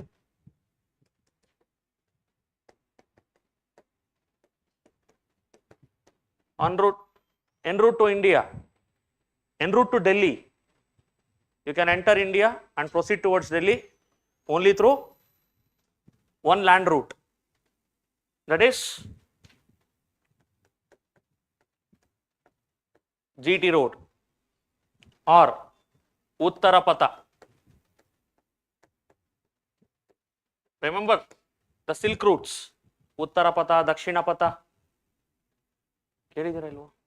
Once upon a time, ancient and medieval history. Sir bandidru.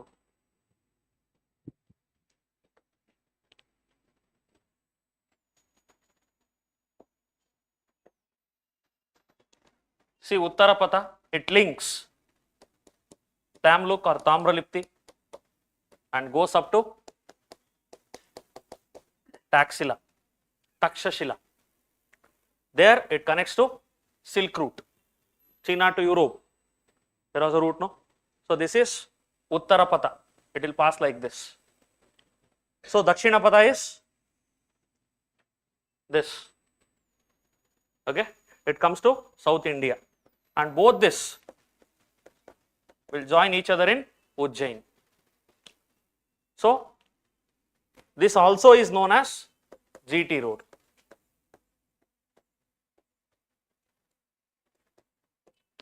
Okay, and this road, it flows into, it moves through Delhi, it will also go to Panipat, and if you are coming from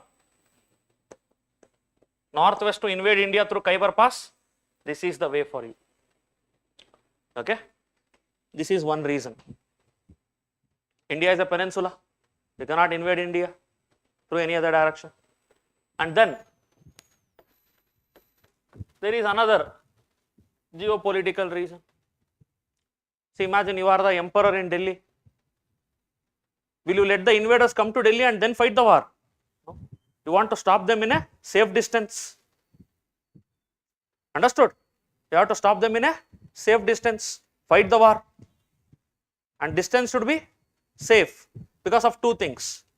One, you should be able to supply the logistics or the requirements of your army.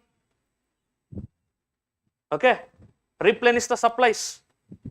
Whatever guns, swords, chariots, elephants, you should be able to supply it consistently to keep on the large scale war or a prolonged war going on. For that, the battlefield should not be very far also, too near also. Okay, one to supply logistical requirement. Second one, imagine you get defeated. Imagine you get defeated. There should be some time for you to escape, no? So obviously if the invader comes to Delhi, first thing he is going to do is find you and kill you, execute you. So by the time he reaches Delhi, you have to escape. So the distance has to be, there should be a safe distance. You should be able to know the outcome of the war and make preparations. Either way, the war goes, whether you win or lose, you should be able to make preparations. So this is a safe distance. Okay. And another factor which I told you, it is a major trade route, GT road. So a lot of trade will be happening through this route. And imagine if you are the invader, how to weaken the empire or the emperor at Delhi? Stop the trade, because traders will pay a lot of revenue. Understood? The emperor will get a lot of revenue through collecting the taxes from the traders. Disrupt the trade. If you disrupt the trade, you disrupt the politics. Nowadays, let me give you one lame example. Our Trump Anna is repeatedly saying that he is the one who stopped the war between India and Pakistan. Using what? Trade. ಅದೊಂದು chocolate ಅವನ ಹತ್ರ ಹೇಳ್ತಾನೆ, chocolate ಕೊಡ್ತೀನಿ ಇಬ್ರು ಸುಮ್ಮನೆ ಆದ್ರೆ ಏನ ಹತ್ರ. That is his speciality. Fine. So what I mean to say is, trade has the potential to stop or to make the wars happen. Understood? That is one thing. And then miscellaneous factors, availability of war professionals, feudal warlords, artisans who can make war equipments. Imagine you are fighting the war, your sword is broken, your commander, he will say new supplies will come tomorrow, till then you have to fight with this only. If you wait for the new supply, you will not go home. You will be supplied back in Goni Chilna.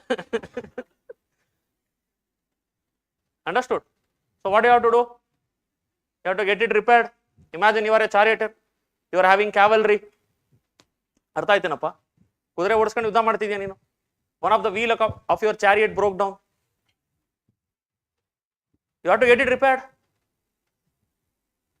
So in Panipat, since there was a lot of feudal warlords, there used to be a lot of battles, a lot of fights in that region, a lot of tensions in that region. So till the emergence of Ranjit Singh, no, these tensions will continue. Once Ranjit Singh becomes powerful, he'll bring a relative peace to this area, Punjab, Haryana, this region. Till the emergence of Ranjit Singh, there will be battles, skirmishes, all these things in that region. So it is a job for a lot of people, war professionals. If your sword is broken, I'll fix it. I'm a blacksmith. Understood? So if the wheel of your chariot is broken, I'll fix it. So the availability of war professionals in this region and feudal warlords who are ready to fight for money. Understood? No permanent friends, no permanent enemies. Only money. That's all. So because of all these reasons, Panipat emerged as a major battleground. Understood? So since I have told you all the points, try to write the answer on your own. At least the brief structure of it. Later I'll give you the full frame, full answer. Try to write the answer on your own. I've given you geographical, geopolitical, geostrategic, economic and miscellaneous factors.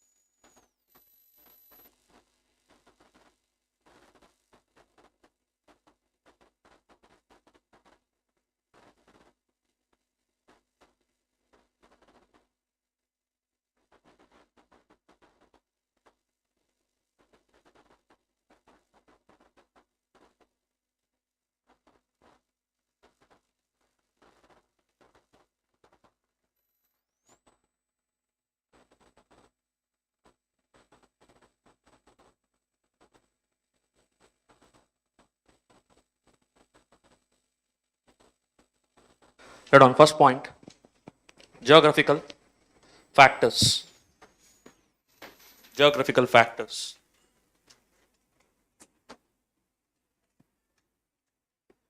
Panipat, first point under geographical factors. Panipat is on the banks of river Yamuna. Panipat is on the banks of river Yamuna. Therefore, it ensures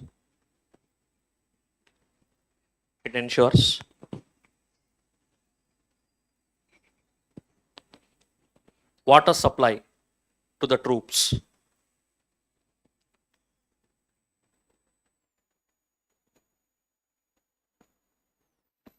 Water supply to the troops. And war logistics, second point, war logistics.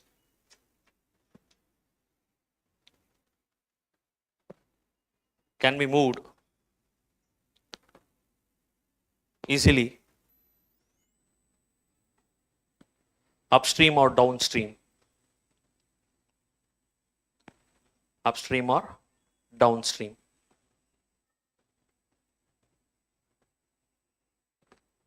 Next point. Panipat has flat terrain,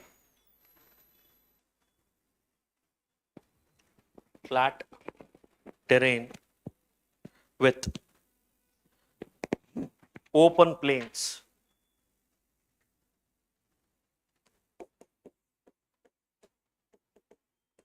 Flat terrain with open plains, which can support the movement of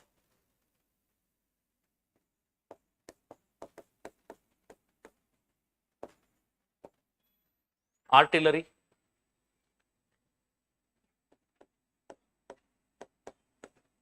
and large scale cavalry. Artillery and large scale cavalry.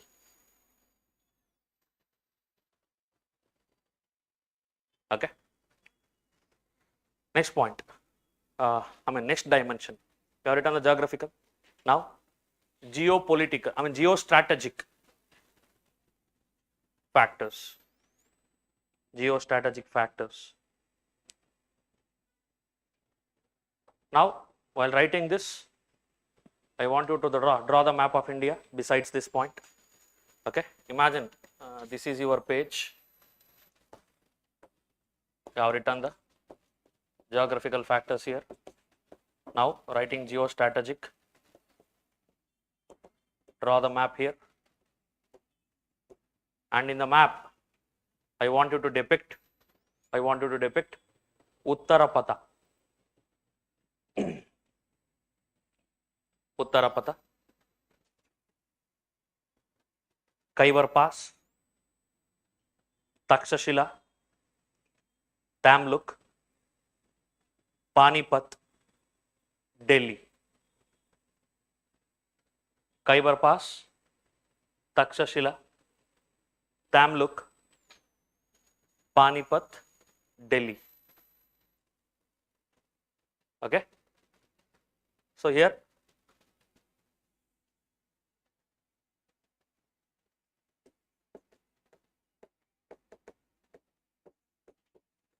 Arabian Sea, Himalayas. This is to show that you cannot invade India from any other direction.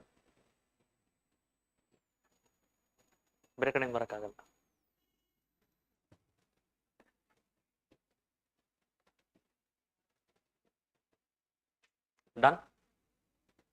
Now write down in the point. Since India is a peninsula,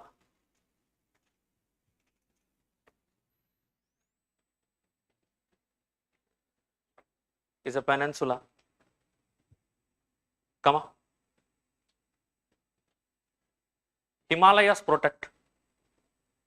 Since India is a peninsula, Himalayas protect north and northeastern frontiers, natural defense, north and northeastern frontiers, come. The only major land route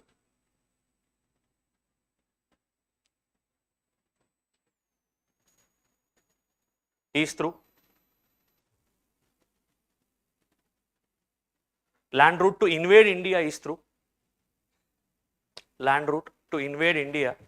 is through GT road, Grand Trunk Road is through GT road. In bracket you can write Uttarapatha.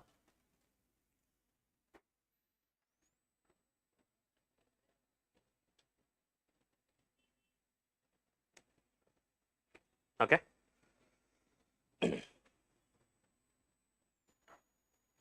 And Panipat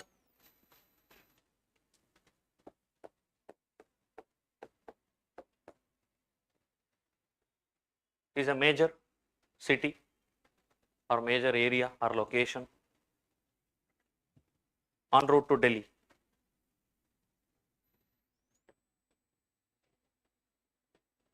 En route to Delhi. Now, write down geopolitical factors. Geopolitical factors.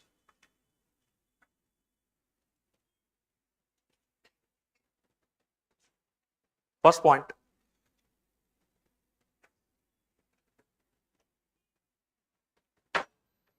it provides a buffer zone. It provides a buffer zone for the defending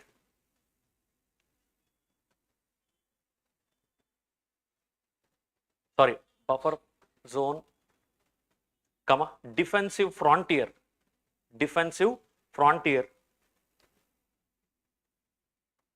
for the rulers at Delhi,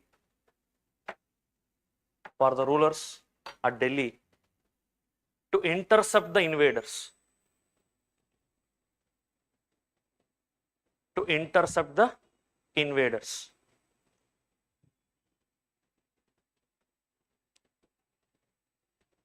Second point,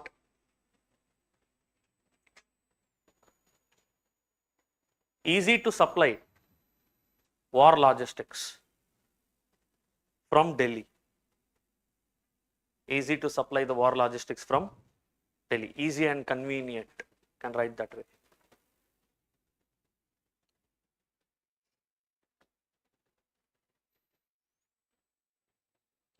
Okay. So now why invaders wanted to come to Delhi? Yes. Okay. Write down the next point. Invading forces mainly chose this route.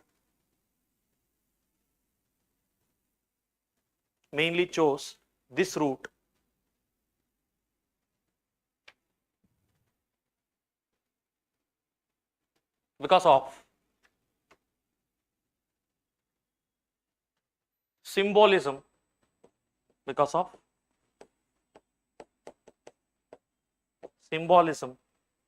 that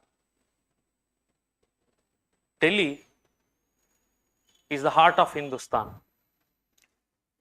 heart and the power center of Hindustan.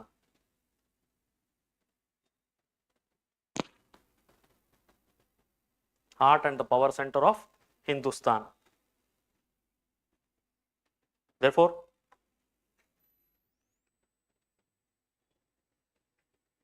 control over Panipat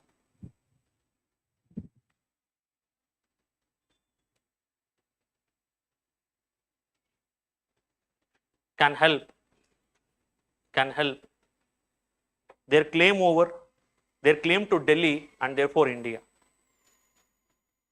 Their claim to Delhi and therefore India. Okay. Next point, economic factors.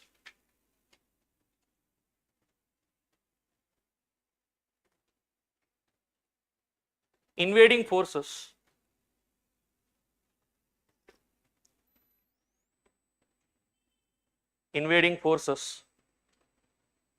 can disrupt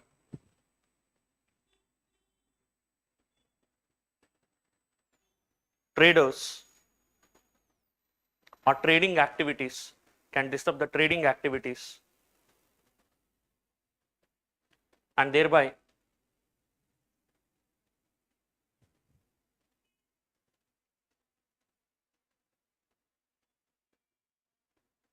causing loss of, thereby causing the loss of trade revenue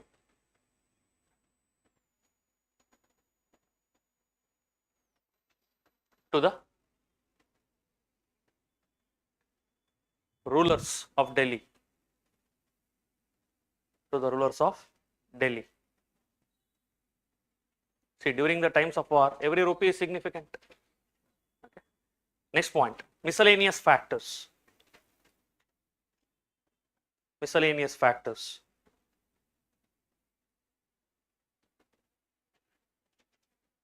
Under miscellaneous factors, write down availability of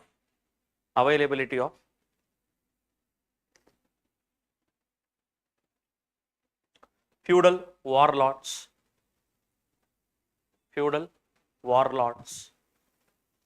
like Jats, Rohillas. See, don't think they are like small and insignificant people. See, Rohillas were so strong that there was a Rohilla leader. He invaded Delhi.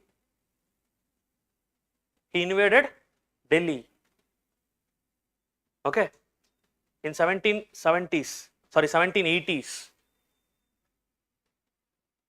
And what he did was, he captured the Mughal Emperor Shah Alam.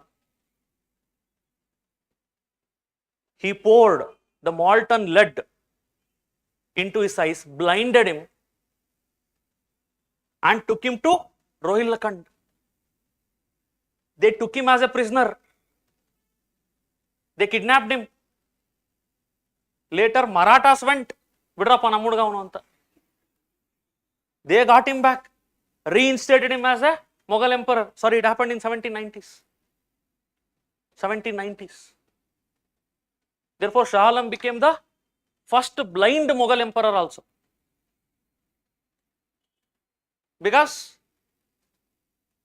he doesn't have to take any important administrative decisions. All powers in the hands of Marathas. He was just a puppet. Understood? So don't think that these Rohillas or Jats, what I am telling, they are some small insignificant people or armies. They had the potential enough, they were strong enough to even invade Delhi. Just imagine. Understood? So Rohillas, Jats, Bundelas, etc. And second factor, presence of war professionals.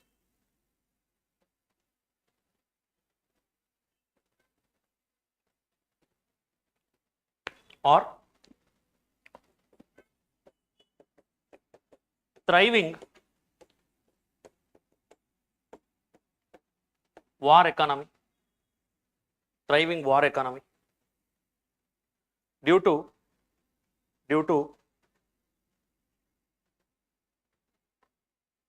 very frequent conflicts,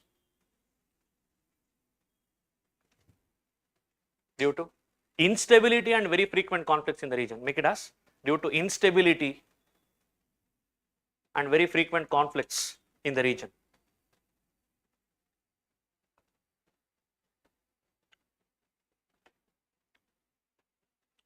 For example, blacksmith, etc.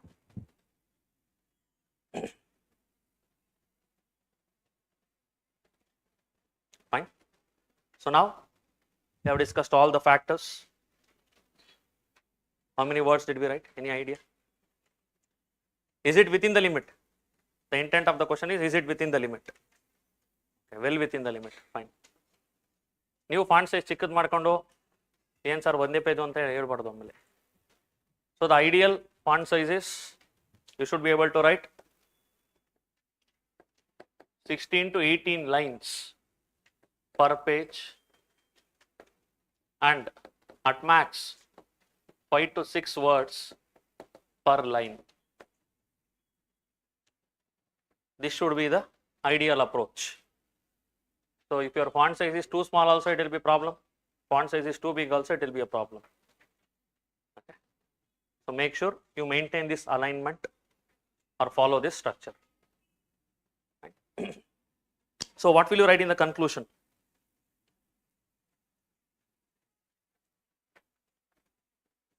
What will you write in the conclusion?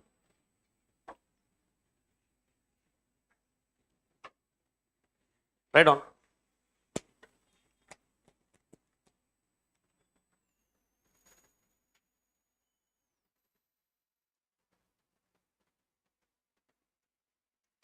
Each battle at Panipat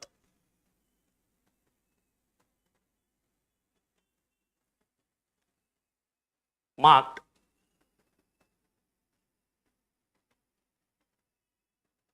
the fall of one empire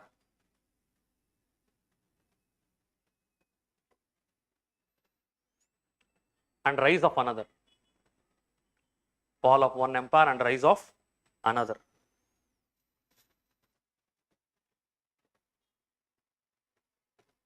Full stop. The third battle, in the third battle,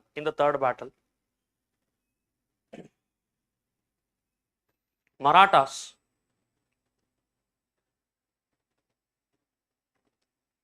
were conclusively defeated.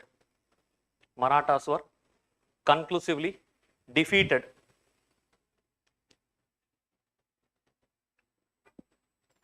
by the Afghan forces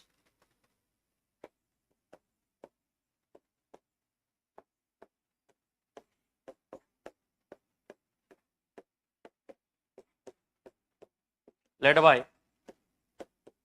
the Afghan forces led by Ahmad Shah Durrani or Ahmad Shah Abdali. Both are fine.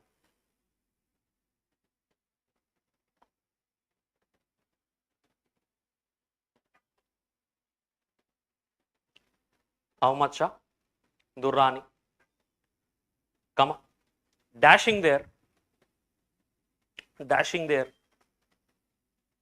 imperial ambitions,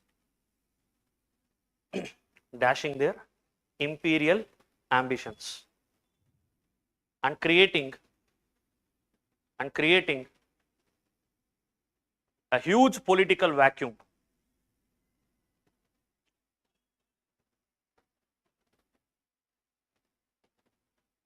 Huge political vacuum, subsequently filled by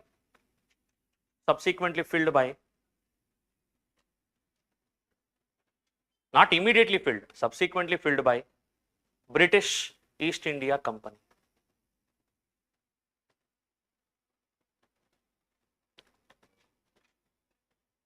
Okay. So now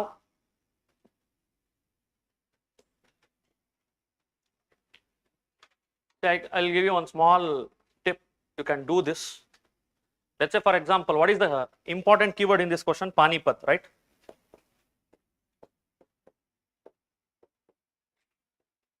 So what you can do is,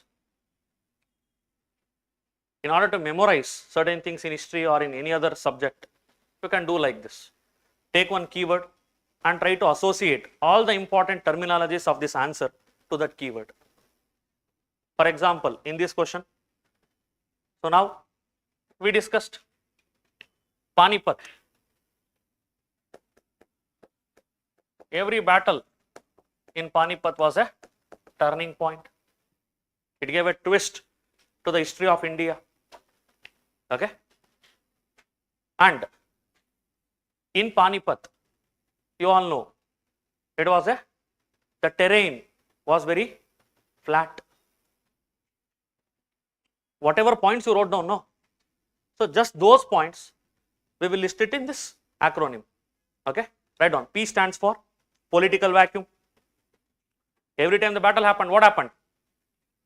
Political vacuum. P stands for political vacuum. Okay. And Panipat.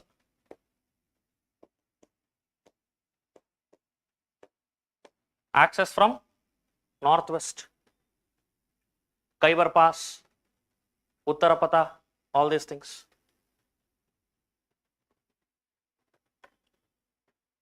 Okay.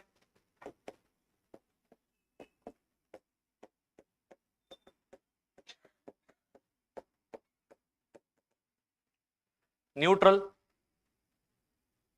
and flat terrain. Neutral and flat terrain.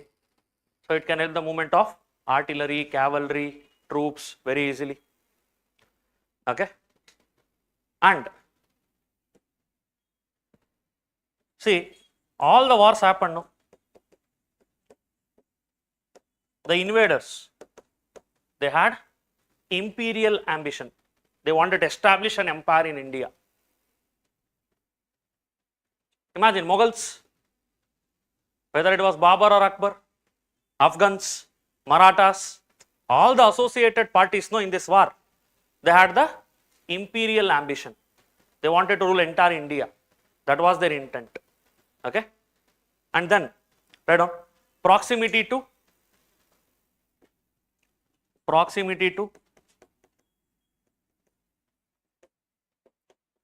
power center. Which is the power center of India even today? Delhi.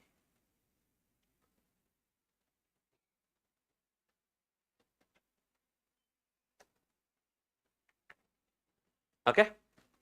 A stands for availability of warlords, war professionals.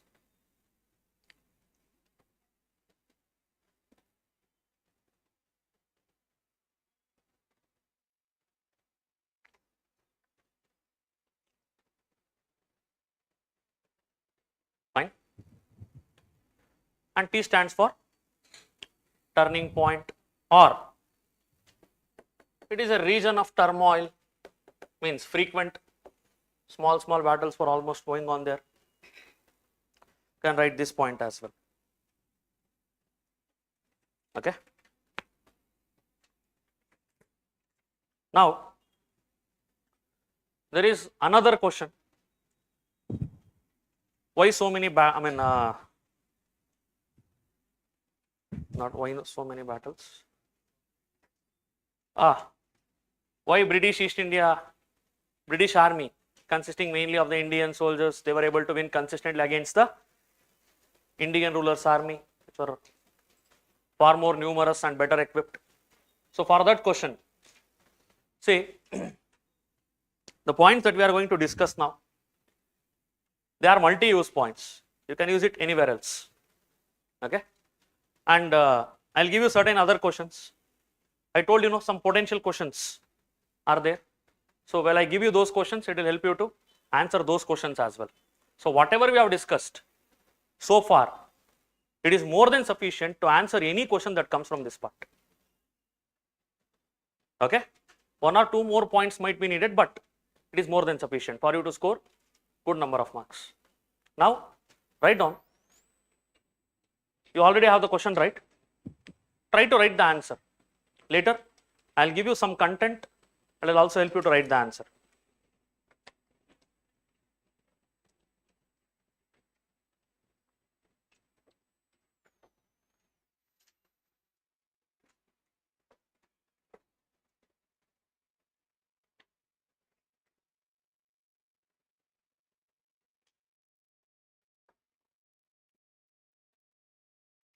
Question paper ತಗೊಂಬರಲ್ಲ PYQs.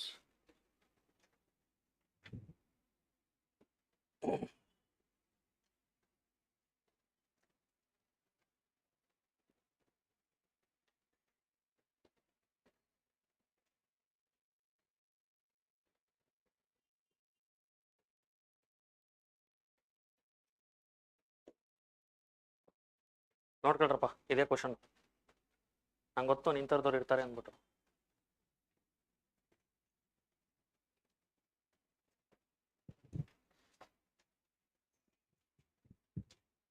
At least now tell me, what are the keywords in the question? Just try to plan the answer. Don't write the content. Just try to plan the answer. What are the keywords? British East India Company Army, Indian Army, and then win consistently. ಇಡೀ ಕ್ವಶನ್ಗೆ ಹಾಕ್ಬಿಡ್ರು. Why?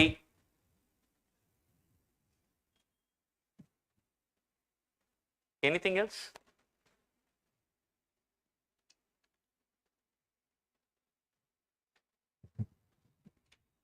See, the last word, it is not necessary. Since they have asked why, you have to give reasons only to justify.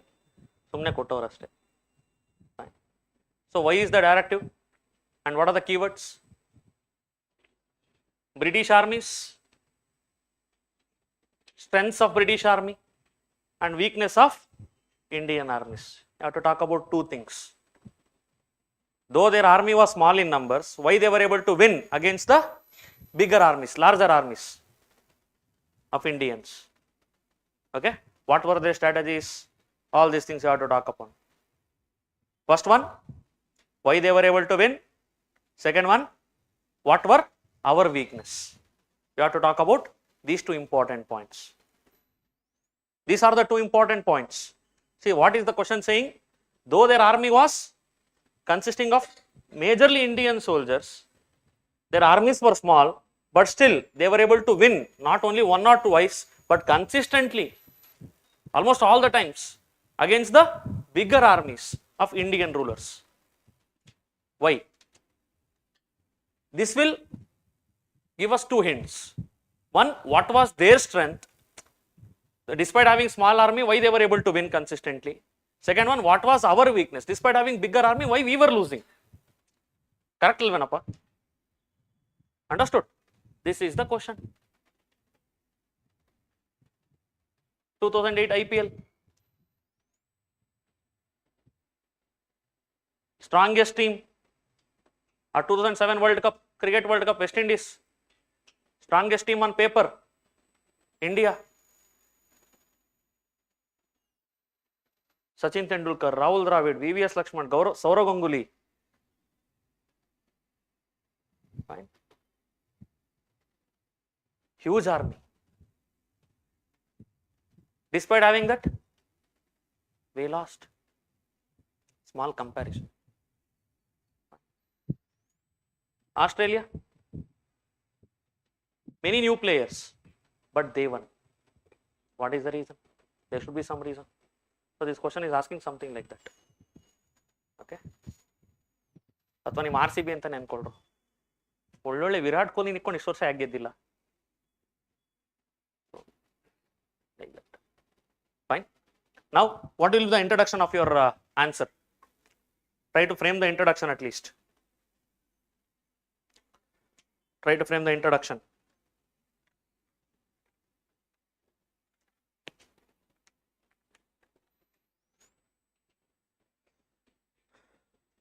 Write down. Between 1740s, between 1740s to 1857, British EIC army, EIC means East India Company, British EIC army, largely composed of Indian soldiers,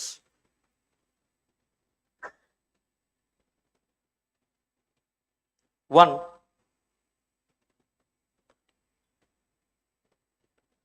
numerous battles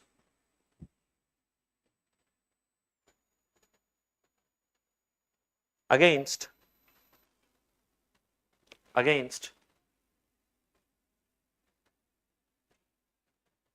whom? Indian rulers, like in Battle of Plassey, comma, Battle of Buxar, Battle of Plassey, comma, Battle of Buxar, comma, Anglo-Maratha Wars, Anglo-Mysore Wars, Anglo-Sikh Wars,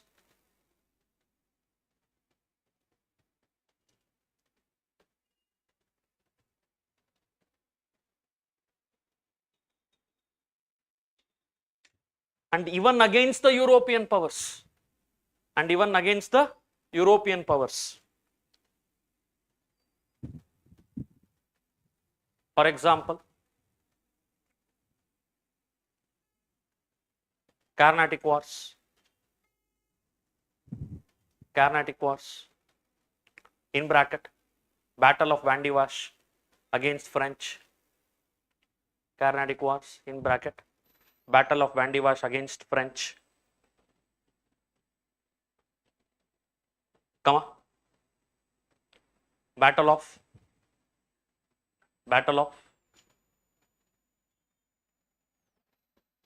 Hooghly, Battle of Hooghly, in bracket, against Dutch, 1759.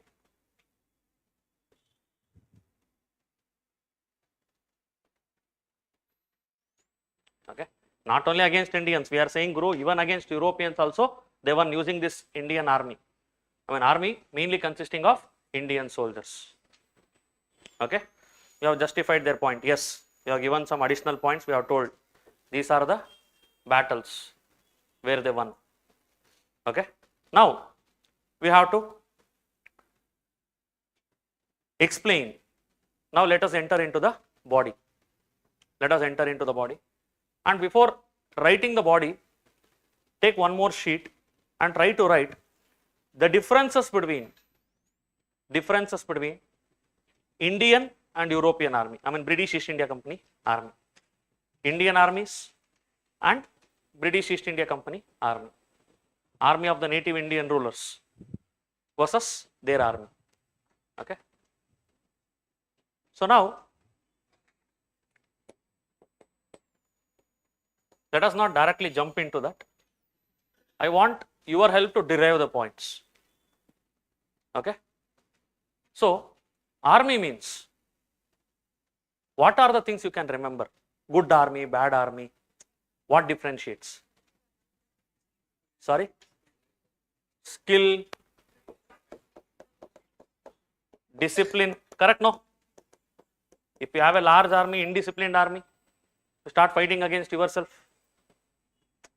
For example, Sikh army, after the death of Ranjit Singh, though they were very strong, they were very skilled, they lacked discipline. They fought against each other. There was no unity. Understood? And then strategy. And strategy, who will prepare the strategy?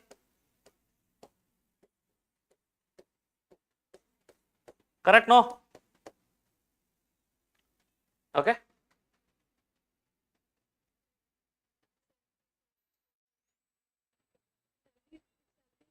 Okay. Salaries or financial support. Financial support means not only salaries. If you are able to win the war, you should be giving some bonus. Understood? Rewards, like that. Some sort of encouragement, motivation. And then weapons. Okay.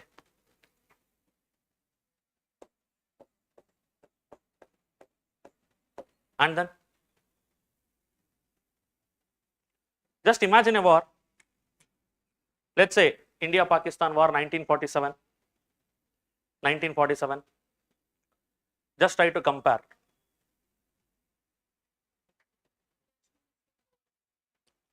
Not nationalistic goals. You should have a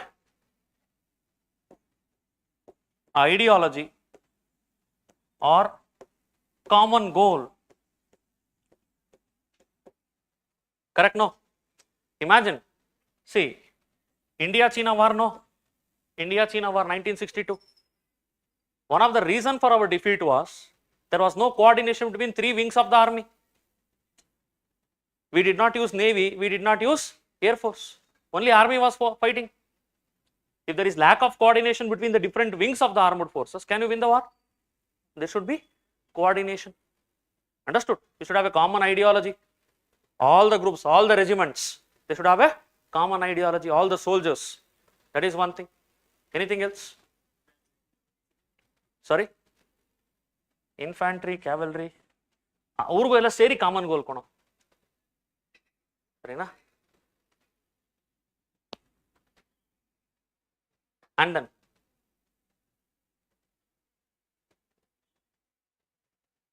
what I meant to say is, now we have Air Force, Navy, Army. Back then there was cavalry, elephants. ಎಲ್ರಿಗೂ common goal ಅಂತ ಹೇಳಿದೆ ಅಷ್ಟೇ. ಆಯ್ತೇನಪ್ಪ? Anything else?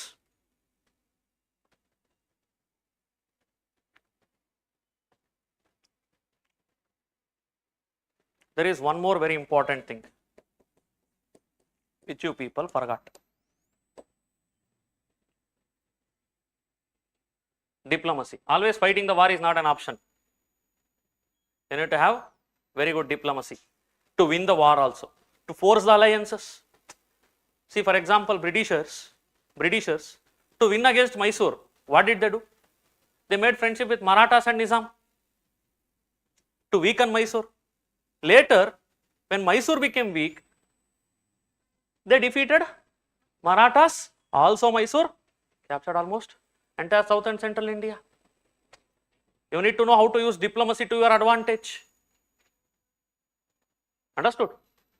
1971, Bangla Liberation War.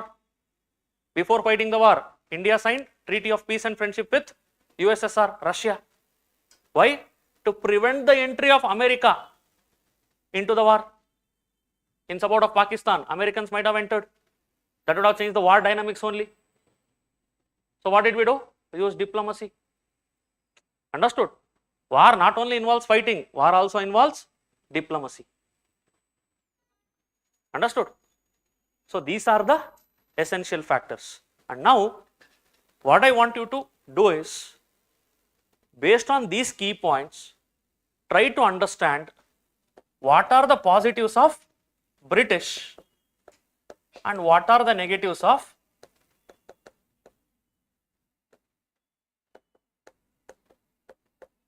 Indian rulers upon all these points. Let's say, for example, skill. Okay? British Army, full-time army. Once you join the army, you have to be with the force. You have to be disciplined. You have to take part of the drill every day. But Indian soldiers, many of the soldiers serving under the native rulers, for example, they used to be called as peasants in uniform. During the times of war, they used to wear the outfit and go to war. Rest of the time, they used to be in farming. They are peasants in uniform. ಅರ್ಥ ಆಯ್ತಾನ? ಹೊಟ್ಟೆ ತುಂಬಿಸ್ಕೋಬೇಕಲ್ಲ ಯುದ್ಧ ಇಲ್ದಿರುವಾಗ.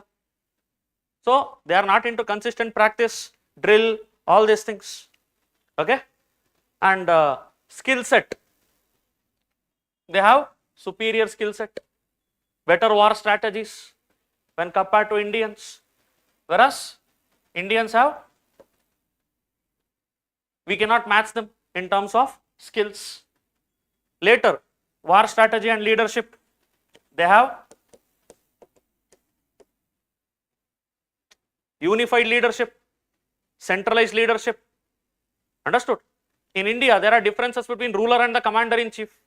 For example, Battle of Plassey, Siraj-ud-Dawla and Mir Jafar. Battle of Buxar, Mir Qasim, Battle of Hooghly, Mir Qasim and Mir Jafar. 1759, Battle of Bedara or Battle of Hooghly. Mir Qasim betrayed Mir Jafar. Understood? So there it is different, here it is different. Understood? They are having a unified command structure, they are having very good leaders like Robert Clive, Cornwallis, etc. So they are led by very good people. Here that is not the case.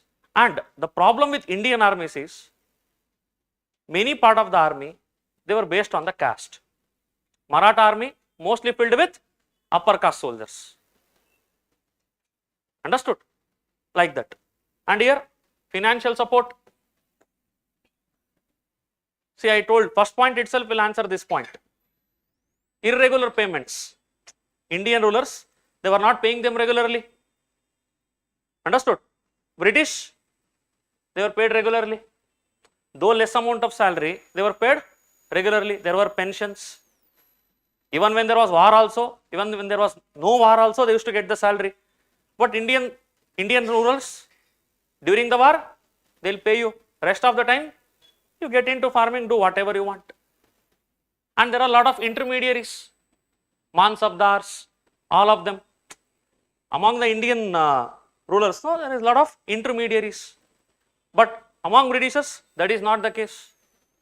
Understood? And weaponry, you all know, their weaponry was advanced. They had modern cannons, artilleries, guns, muskets, all these things. We used traditional weapons. Swords, all these things. Even our gunpowders and all, the guns we used, they were outdated. They did not have the range, all these things. And they had better strategy. Most of their forts, they were fortified. As soon as they established the factory, no, they used to build a fort around it in the anticipation of any attack. See, you need not start building the fort only when somebody attacks you. When you build the factory only, as a precaution, you build the fort around it. Later, you don't know who is going to attack, who is your friend, who is not your friend. So, it is a possibility. And then, they had a common goal. Our kings did not have a common goal. Somebody wanted to be a regional power, somebody wanted to be imperial power. Marathas, they wanted to be imperial power.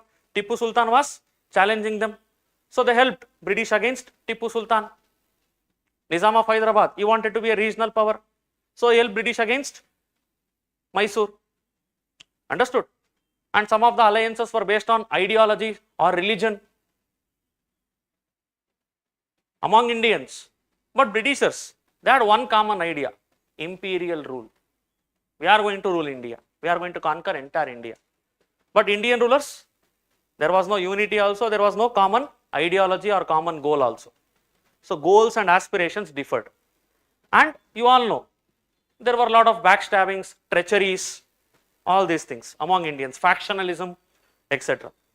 And diplomacy, they were able to exploit the internal rivalries among the Indian rulers. Understood? So, these are the key areas which you need to bring in the comparison. What you need to do is, in the first part, you have to highlight the positives. In the second part, you have to highlight the limitations of Indian armies. That is the demand of the question. Artha aidenappa? Yes or no? Now, you can use one more thing. Okay? One is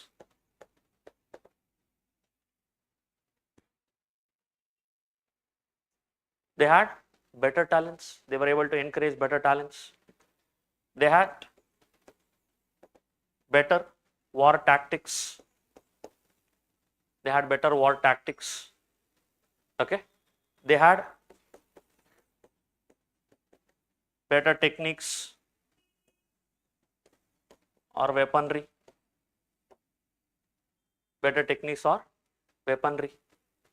And they were able to exploit. They were into treachery, or they were able to exploit differences among the Indian rulers, the factionalism, all those things. Okay? And whenever needed, whenever they were in the back foot, they were able to sign the treaties. For example, first Anglo-Mysore war. The war started as 3 versus 1. Mysore versus British, Marathas and Hyderabad. But Hyder Ali, he was able to isolate the Britishers and he was causing a lot of damage to the Britishers. Okay, he was on the verge of winning the war. So Britishers, what they did? Treaty of Madras. Saku Guru, war is enough. Come, let's sign the treaty. You should know when to sign the treaty also. You should use it to your advantage. If you are gaining, if you are in the winning position, you have to wait till you conclusively win the battle. For example, Treaty of Allahabad. They know when to sign the treaty. That is a very important sense. They were losing the war. First Anglo-Mysore war, they signed the treaty. They were losing the war. First Anglo-Maratha war, they signed Treaty of Salbai. So you should know when to sign the treaty also. That is a very important sense. Okay. So all the arguments that we did, it can be concluded in this only. Easy for you to remember. Okay. Anything else? Or you can write one more thing. Talent or training. Okay. Anything else?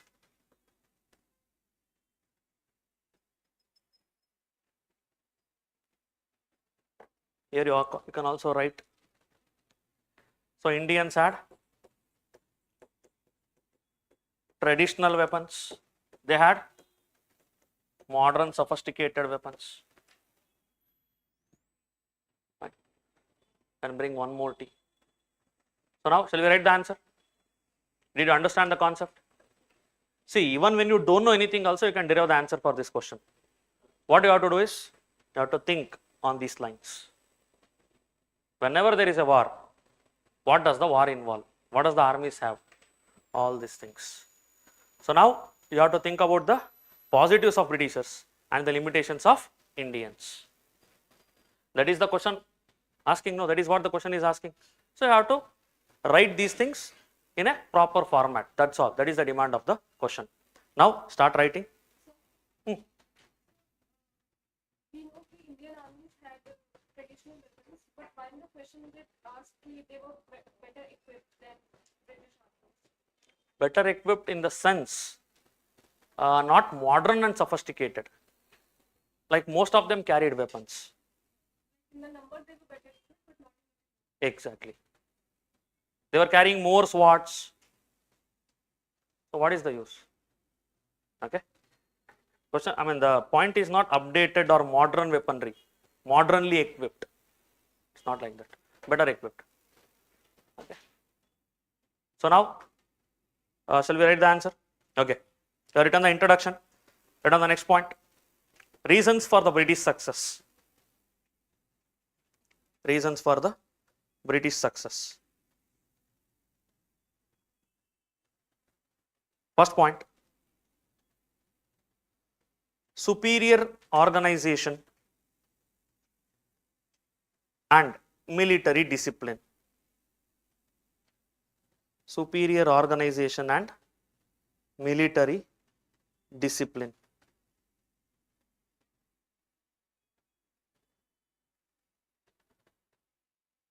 Under that, write down. EIC troops. EIC means East India Company. EIC troops were professionally trained,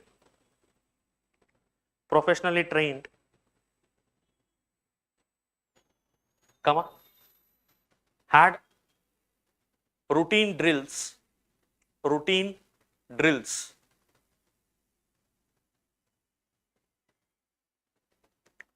and centralized command. Routine drills and centralized commands. Whether the war was there or not, they used to wake up every day at 5 a.m., assemble in the ground, do the drill. But Indian army soldiers, Yuddha Kale Shastra Abhyasa. Whenever the war used to be, whenever there was scenario of war, they used to come, start practicing. Rest of the time, farming. Obviously, what a part. Okay. Now, for example, during the Battle of Plassey, 1757,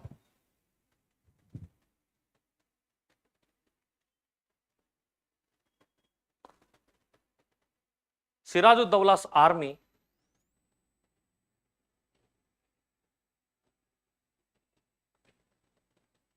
was much larger.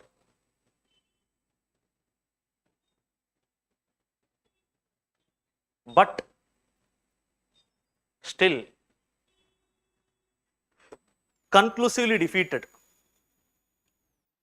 But still conclusively defeated by smaller British army.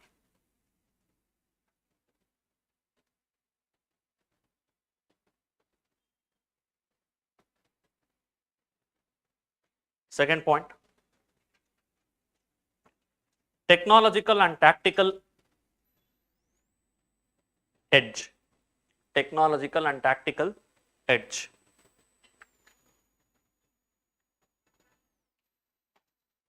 Right on.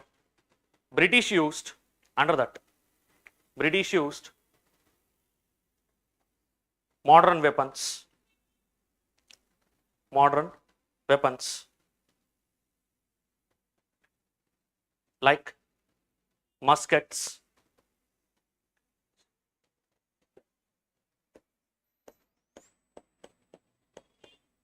musket means kind of gun, rifle, okay, muskets, cannons, artilleries,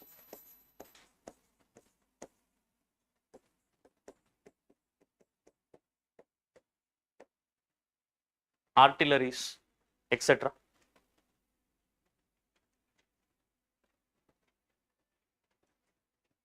Comma. They also had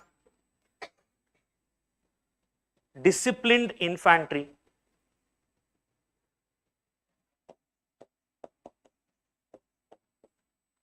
and very effective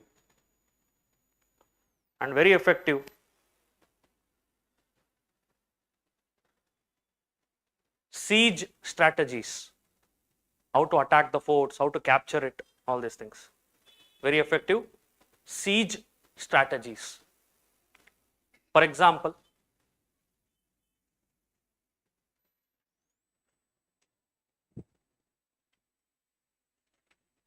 British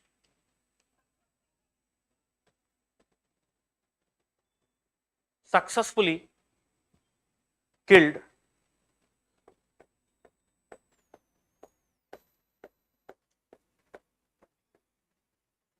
Nawab Chanda Sahib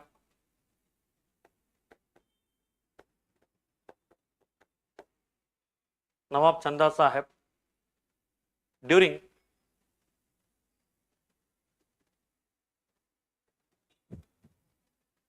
the Second Carnatic War.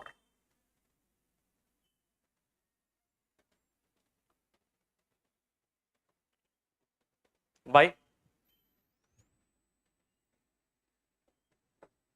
sieging his fort. Sieging his fort.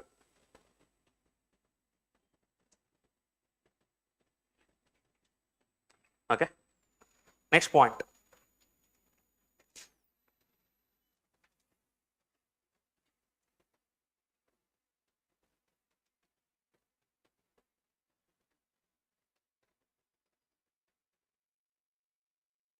Logistics and supply chain.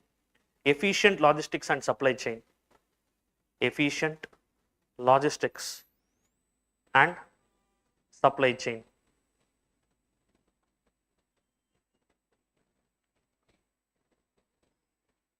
British had well organized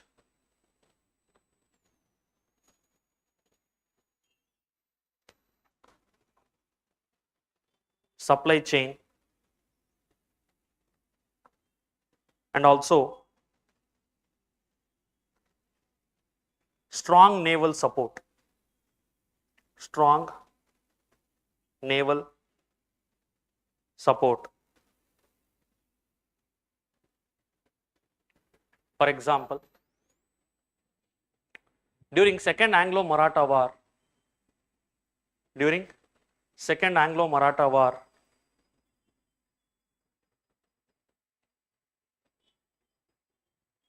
they got quick reinforcements,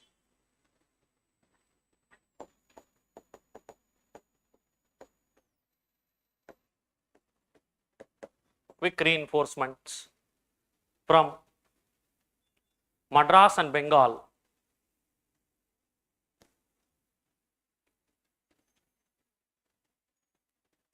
while facing setbacks against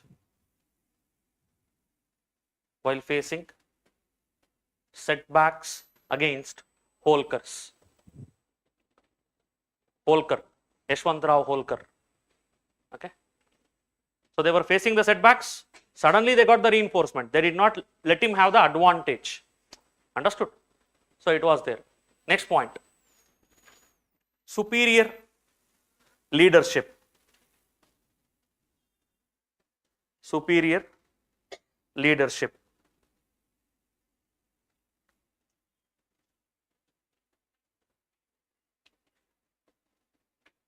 British East India Company means EIC Army were led by strong and ambitious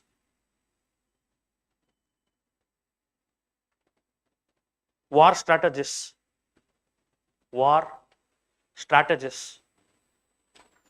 like Robert Clive,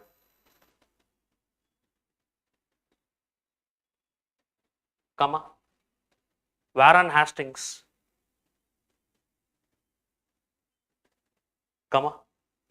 Arthur Wellesley, etc. For example, British managed to defeat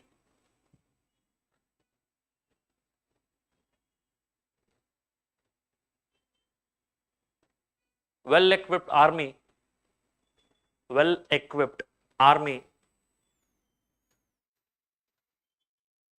of Tipu Sultan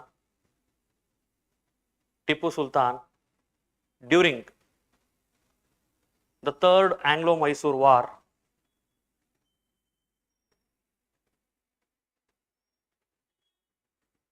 through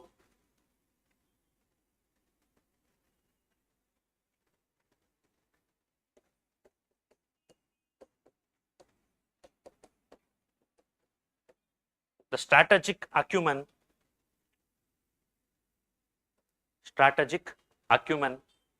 means expertise of its leaders.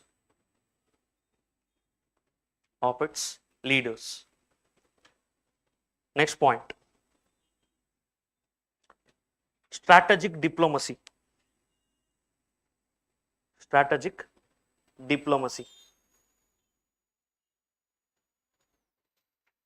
British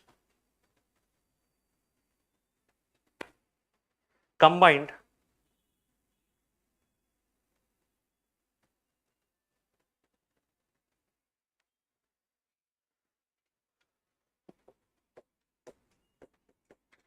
their military strategies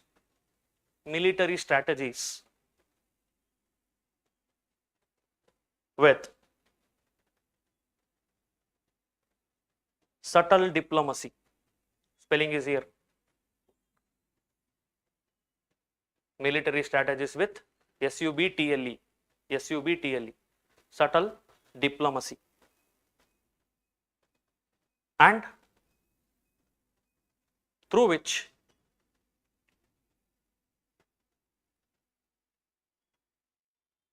they were able to gain advantage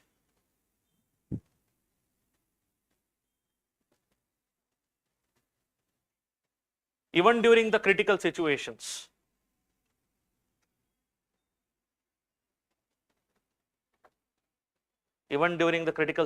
In the war.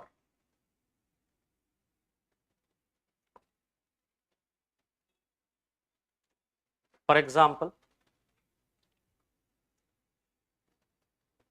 For example, during the first Anglo-Mysore War,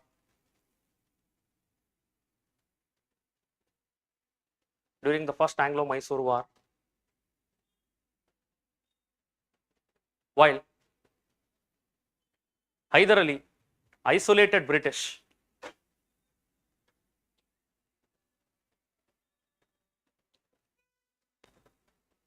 and proceeded towards their strategic base in Madras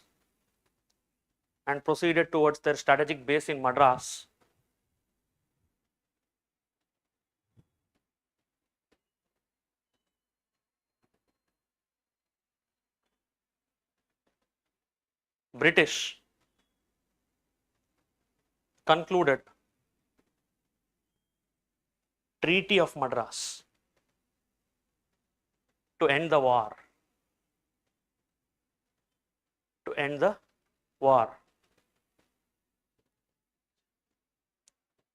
Full stop. They adopted a similar strategy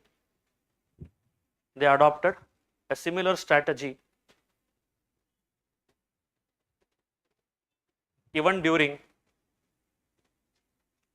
the first Anglo-Maratha War,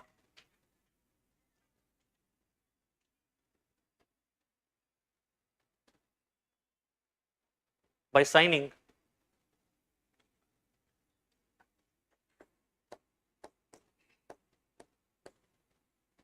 Treaty of Salbai,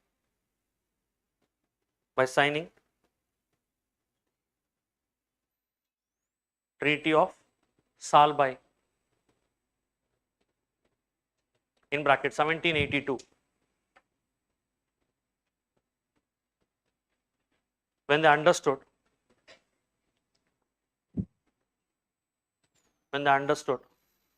the formidable nature of Maratha forces.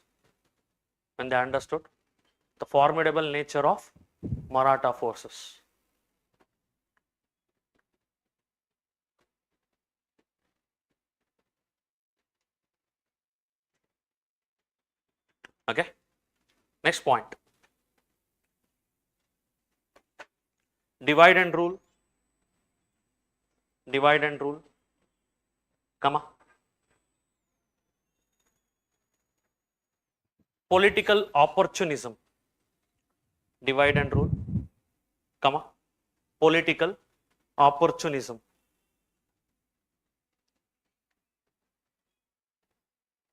Right on. EIC exploited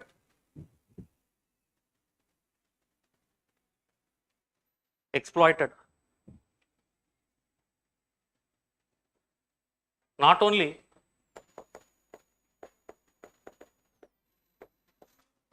the rivalries among different rulers,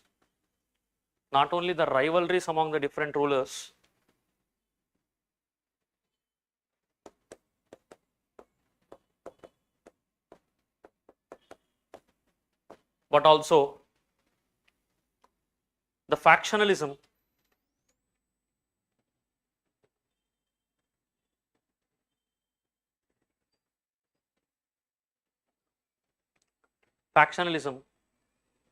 within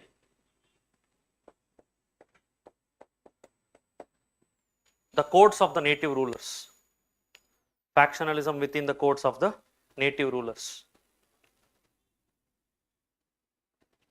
For example, British forced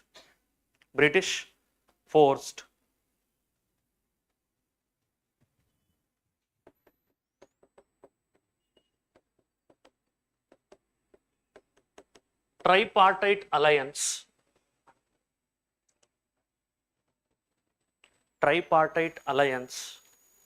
with Marathas and Nizam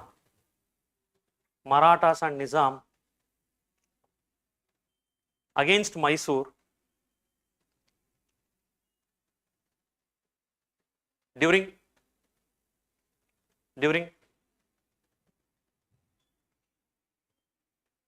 first, third and the fourth Anglo-Mysore wars.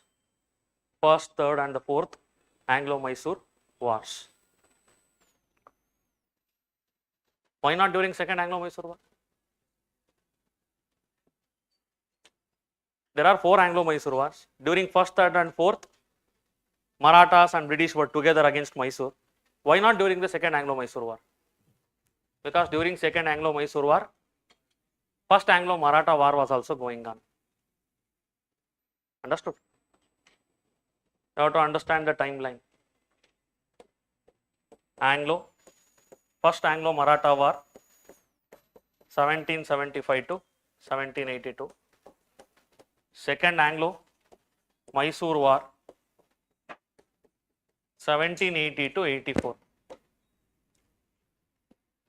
Understood? Coinciding. So since they were fighting against each other, there was no possibility of alliance. Okay? So this is one thing. Also, write down. Also, they exploited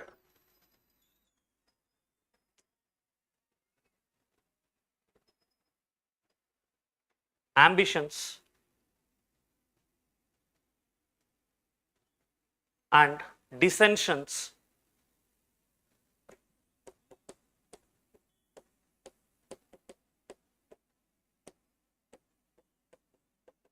among the courtiers, Asthanikaru.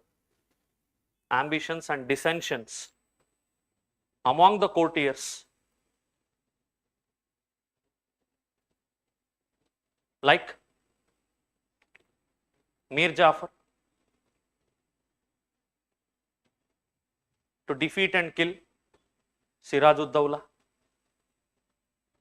Mir Jafar to defeat and kill Siraj-ud-Dawla. In bracket, which battle? Plassey, 1757. Comma. Mir Qasim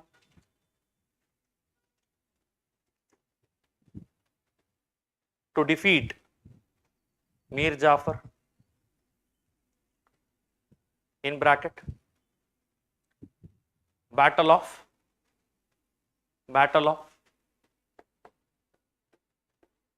Bedara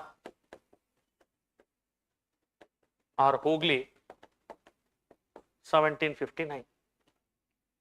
Battle of Bedara or Hooghly or Chinsura, 3 names, 1759.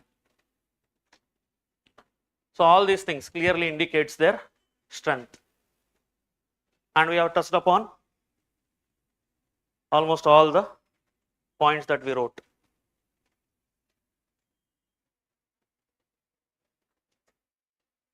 Understood? So now we'll write down the weakness of the, and you can also observe, see, there is a small difference between well equipped and better equipped. Understood? Well equipped means, let's say you are carrying only one arm, they are having 2, like that. Better equipped means you are carrying the outdated version of a weapon and the enemy is carrying the updated version, the recent version. Understood? So for both the points we have given the argument here. During third Anglo-Mysore war, I told you, Tipu Sultan had modernized his army along with the help of French.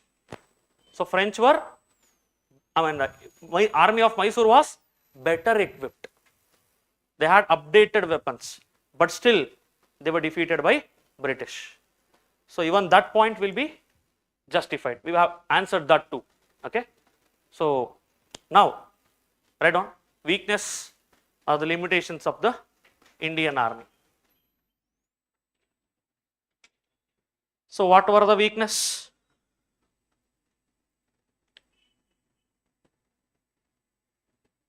First point,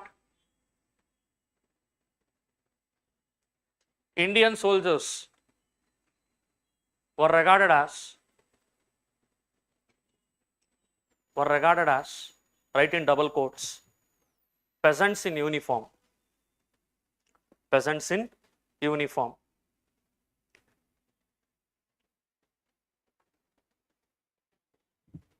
peasants in uniform, comma, with no regular drills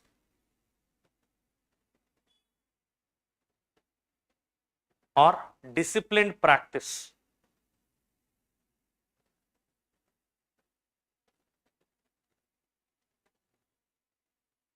Okay. Therefore, for most of the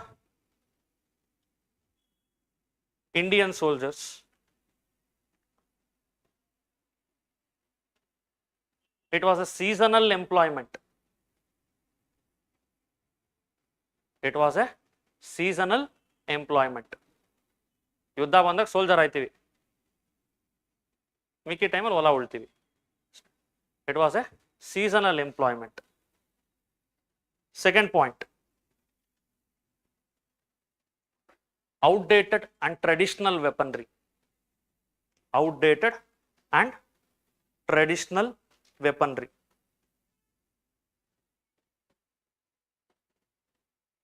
Weaponry, comma, military technology.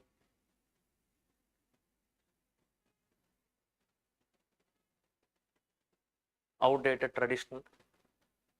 Okay. Next point, lack of effective, strong leadership.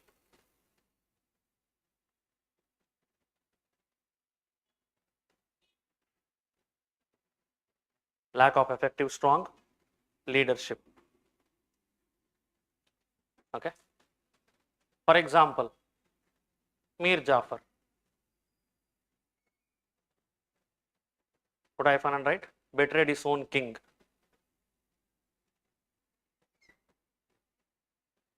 Betrayed his own king.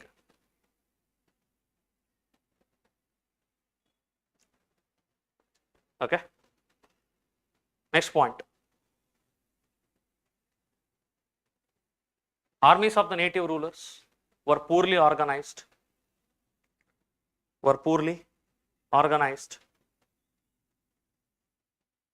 Comma, decentralized,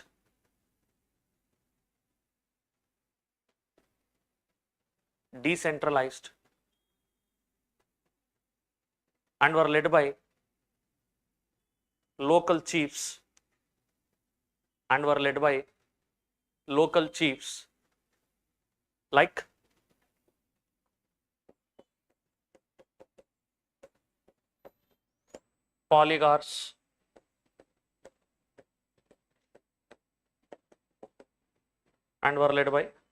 chiefs, like polygars, mansabdars, etc.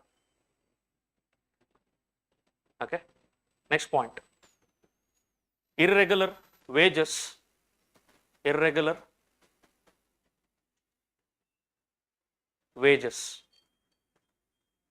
okay. Therefore, there was no incentive or motivation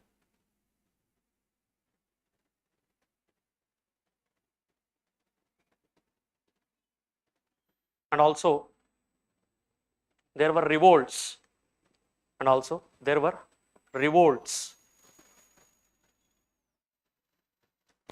within the army. For example, revolt in Mysore army,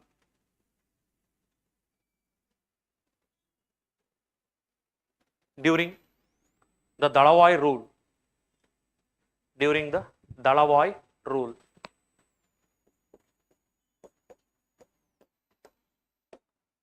Due to non-payment of wages.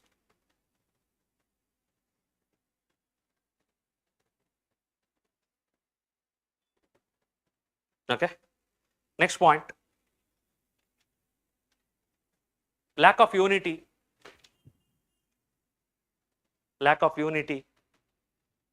comma,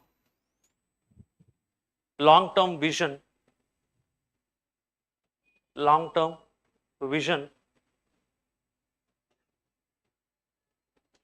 comma, corruption, corruption, and also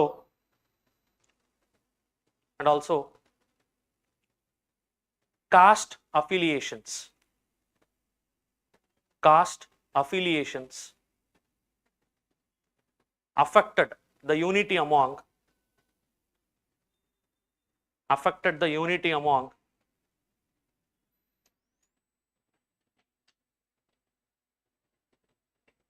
soldiers of native rulers. Affected the unity among the soldiers of the native rulers. For example,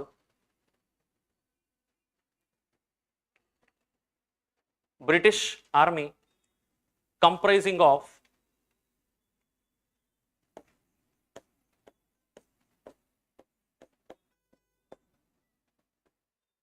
Mahars. Okay. So they are considered as untouchables. According to the caste system, Varna system and all, they are considered as untouchables. British army consisting of Mahars, predominantly consisting of Mahar soldiers. Write it down like that. British army predominantly consisting of or majorly consisting of Mahar soldiers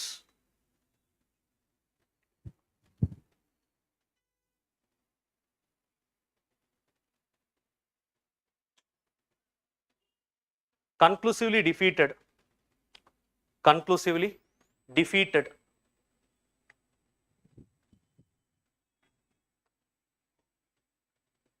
the Maratha army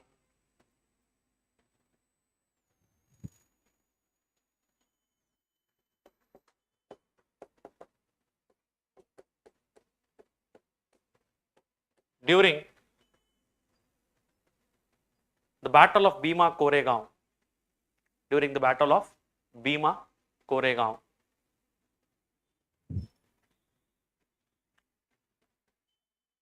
After this war, Maratha rule ended. In bracket, Third Anglo-Maratha War. Third Anglo-Maratha War.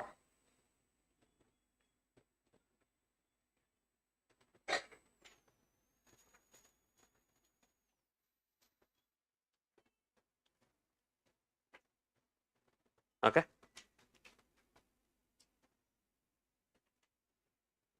So now all these points are more than sufficient. What will you write in the conclusion? What can be the conclusion?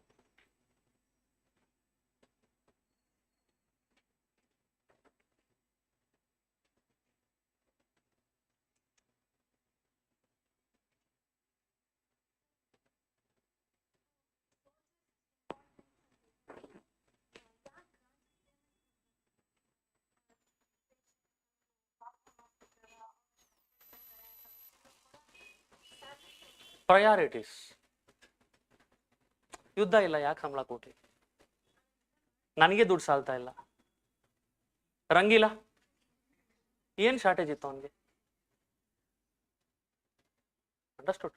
Priorities are misplaced priorities. ನಮಗೆ ಬೇರೇನೋ important ಅನ್ಸುತ್ತೆ. Sometimes situation was such that, for example, I gave you the example of Mysore army. Marathas looted the treasury of Mysore. There was no money left. Could not pay the salary. Sometimes misplaced priorities. Sometimes, see, they were not dependent on the standing army. They were dependent on Mansabdars, such other warlords. Because for you to maintain the army, large scale army, it will involve the expenditure of lot of resources. So you outsource the army responsibility to Mansabdars. Whenever you need, you call them. Understood? Like that. Priorities. Fine. Now conclusion. What will you write? You have to write something now.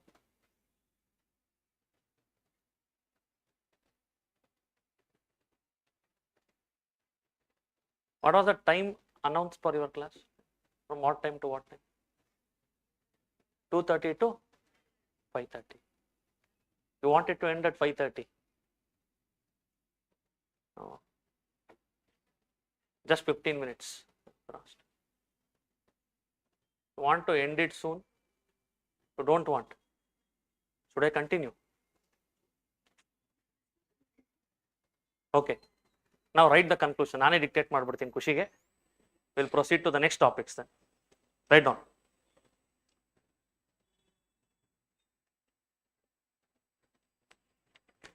Write down. British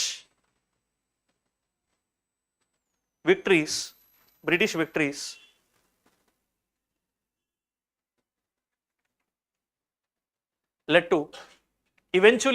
eventually led to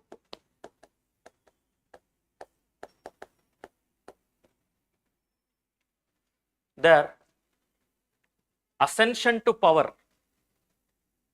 means rise to power, ascension to power in India.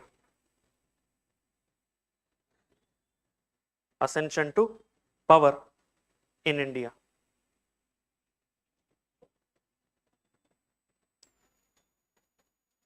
Full stop.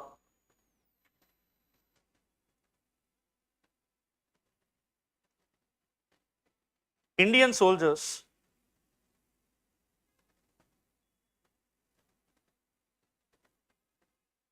remained loyal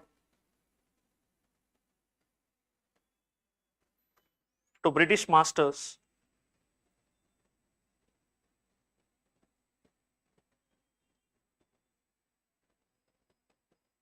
mainly due to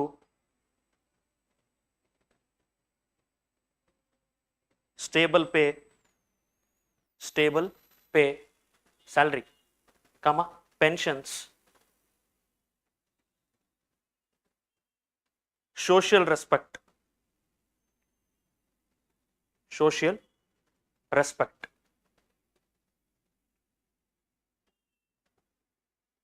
leading to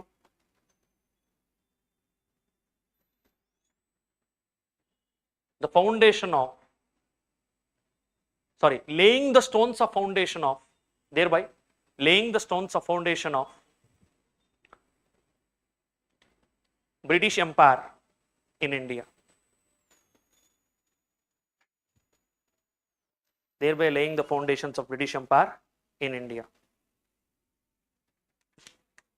And if you want to give a poetic touch, ಸಕ್ಕದಾಗಿ ಏನಾದರೂ ಕೊಡಬೇಕು ಅಂದರೆ ironically,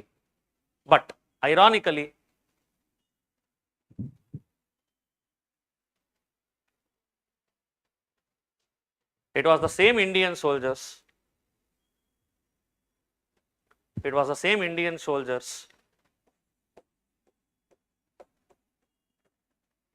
who shook the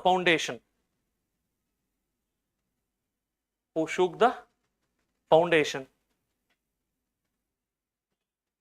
during the revolt of 1857. During the revolt of 1857. Our soldiers only led them to establish their empire in India, and we only showed them what we could do. Okay. So now, I want you to take down some questions.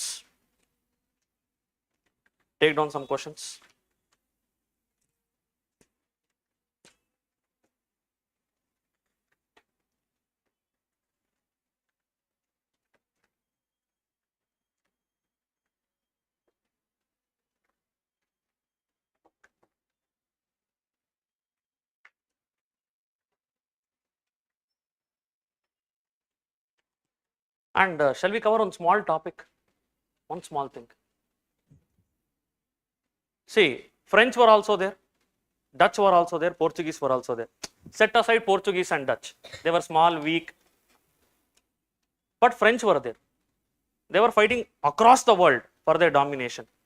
But in India, why British were able to defeat French? Why they were able to emerge as the topmost power, European power in India? Okay? You need to have a comparison. You need to know what led to the failure of French and victory of British. 3 Carnatic Wars happened. So after 3 Carnatic Wars, Britishers were the topmost European powers in India. They were the topmost. They were defeated all others. So you need to have at least few points to understand why. You all know that Battle of Vandivash, French were defeated. But why French were defeated and why British dominated. You need to have some points to support that argument. 4 to 5 points, not more than that. Just write down.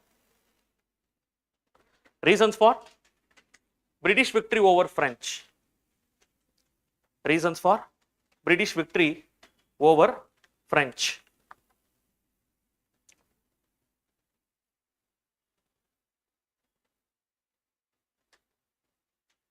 First point, naval supremacy. Naval supremacy. Who had strong navy? British. So that is one thing. So what is the plus point? What is the advantage of having a strong navy? British having a strong navy. How does it help them? Sorry? Yes, logistics. Write down.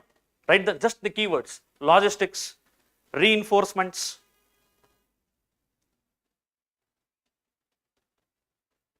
logistics, reinforcement, strong trade,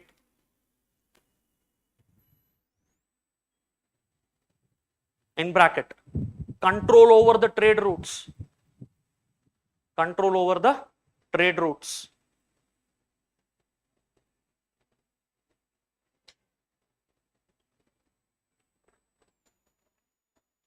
See, what Britishers used to do was, if you try to mess with Britishers in India, let's say, French, they will challenge Britishers in India.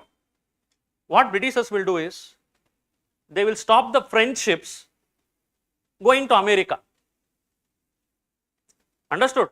If you try to win over them here, they will disrupt your trade somewhere else because they have a strong navy. Understood?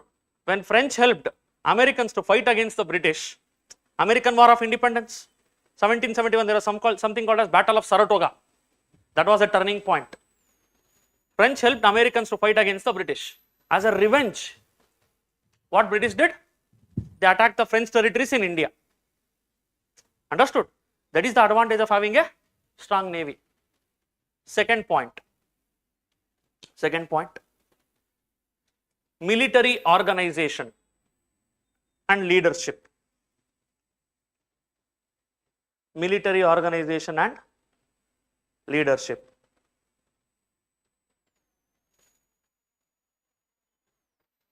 British had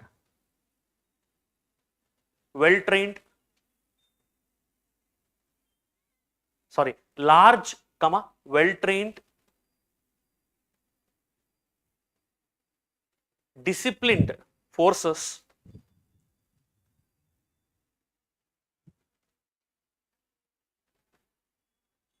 led by ambitious leaders.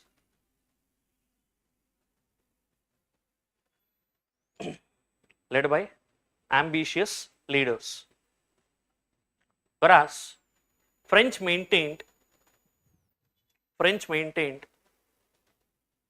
small army,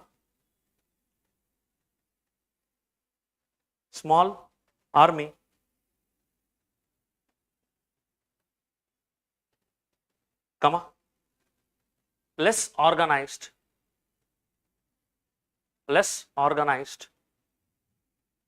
therefore they were unable to sustain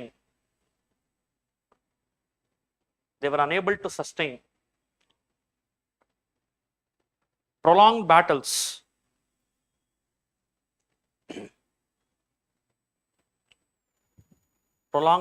or conflicts in India. Okay. For example, for the first point, did we write any example? You did not write. So write down. British attacked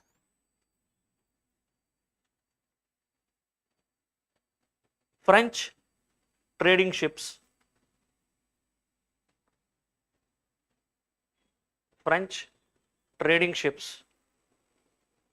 As a revenge.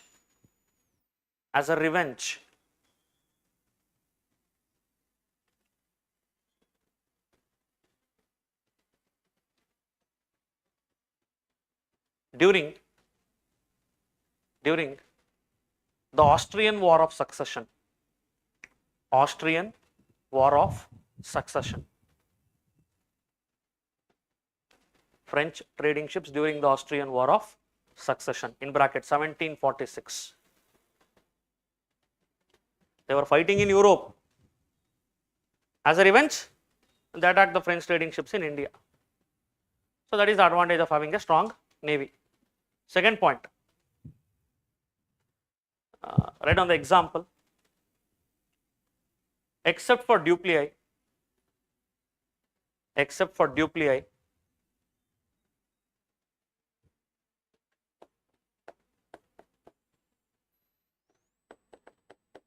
other French commanders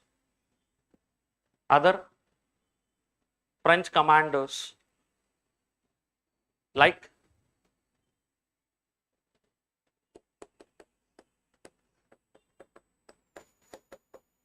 Francisco de Almeida,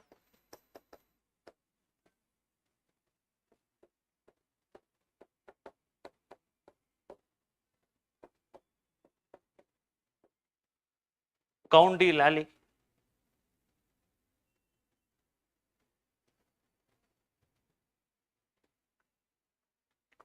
could not match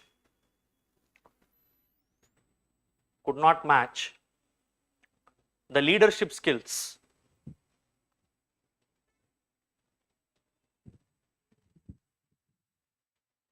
of Robert Clive, Hastings, etc.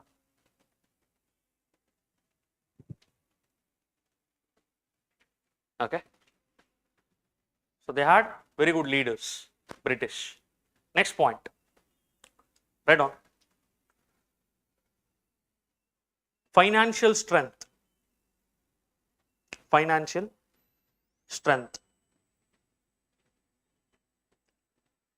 British EIC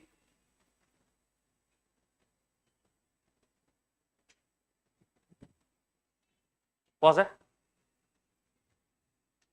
private joint shareholding company, private joint stock company,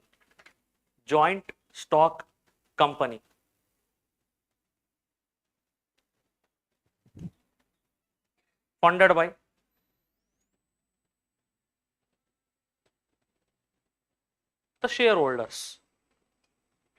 by the shareholders, in bracket British public, funded by the shareholders, in bracket British public. Therefore, they had significant capital to fund their wars and expansion, significant capital or resources to fund their wars or expansion in India.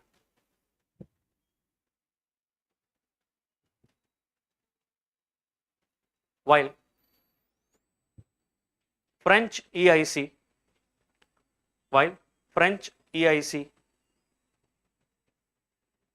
relied on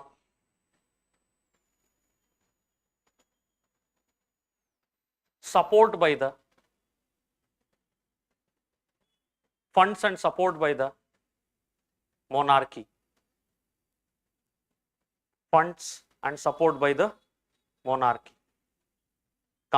which are inconsistent in nature,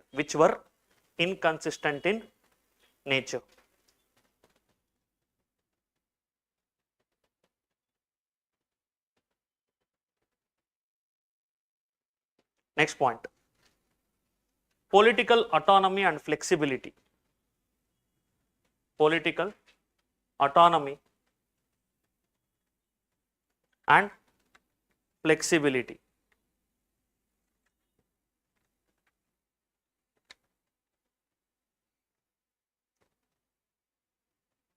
Since British EIC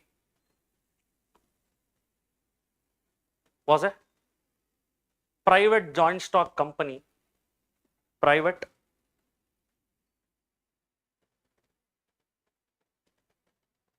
joint stock company,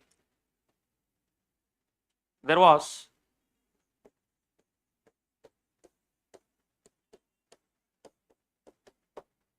minimal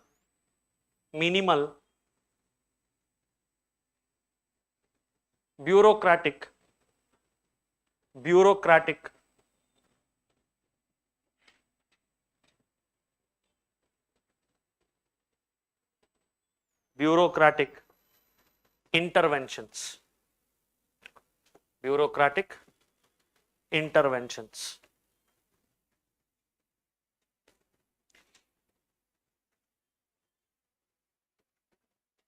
Full stop.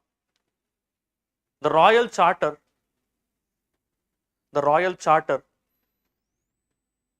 issued by Queen Elizabeth I in 1600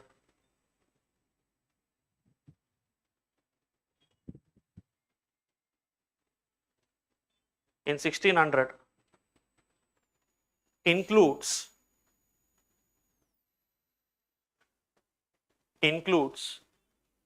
the right to wage war. It includes the right to wage war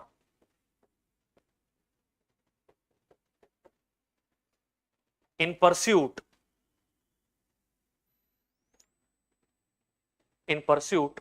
of its aims and objectives. In pursuit of its aims and objectives. Okay. See, British East India Company, what is a private company? Money was invested by the investors. What did investors want? More profit. When you gave profit, they used to keep quiet. But French East India Company, government controlled. Government means, corruption, interferences, all these things will be there. Understood? So this was the advantage. Whereas, full stop, whereas French EIC was tightly controlled by the crown,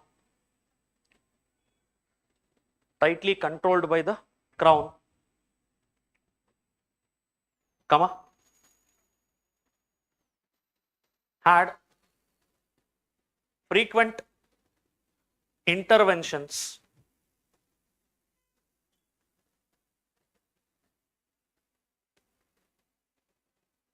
by the government officials,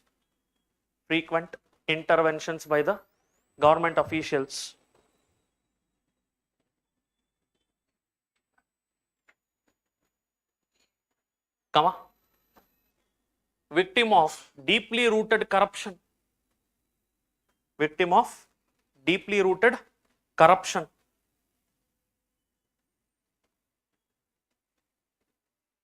Therefore, lacked flexibility and autonomy.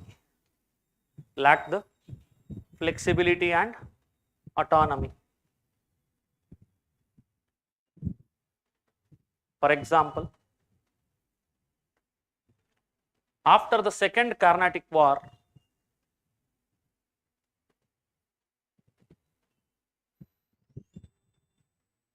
British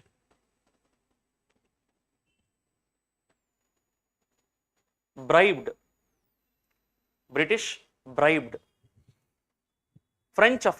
French government officials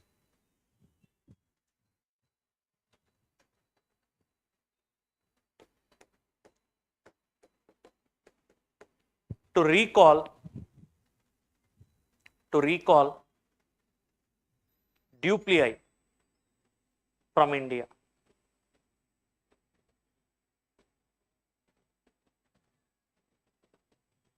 Why? Yes. He was the strongest commander. Britishers understood if he is there in India, we will not be able to defeat French. Therefore, what they did? They bribed the French government officials to recall dupliei. Now, their way was cleared because next came Count Lally. He was no way matched to the abilities of Dupleix. Britishers took care of it. They were able to defeat him very easily. Okay, he did not have that skill set of Dupleix. Next point. Next point. Strategic diplomacy and alliances. Strategic diplomacy and alliances. British were quick to understand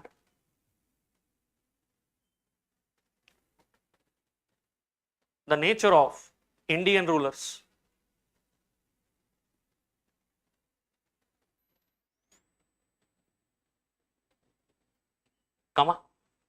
Exploit the factionalism and internal rivalries amongst them.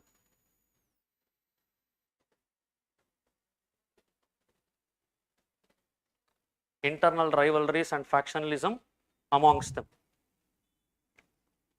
And they also forced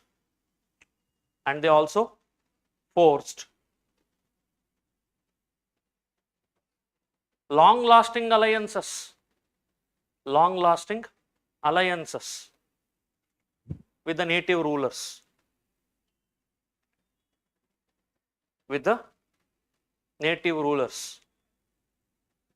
For example, after Battle of Plassey,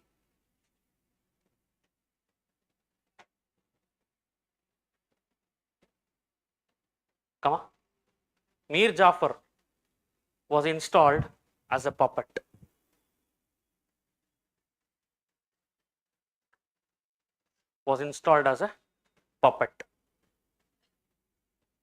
Okay. So he remained as a puppet for a very long period of time. So that is one thing. Full stop. Nawab of Awadh and Nizam of Hyderabad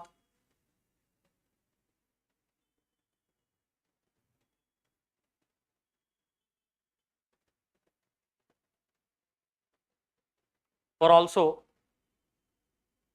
loyal to British.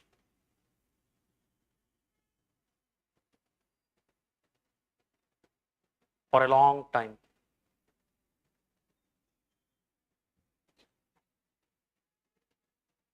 Loyal to British for a long time. Nawab of Awadh, Sujauddaulah, defeated in 1764. But after that, he had no problem with British. For 90 years, he stayed calm. Since he was completely staying calm, it was irritating British. They wanted to capture Awadh. But the Nawab of Awadh is very loyal to British. Very loyal to British. He was not in any activity against the British. Britishers were expecting him, Guru, do something. We'll use that as an excuse to take away your kingdom from you. But he was not at all doing. 1854, finally British only lost the patience. They captured Awadh, saying that you are not administering Awadh properly. They waited. 90 years they did not do anything. Even Nizam of Hyderabad never did anything. In fact, he cried when Britishers left India. Why are you going? After independence, no. It was very sad. Fine. You have written the examples. Full stop. While French struggled to maintain such alliances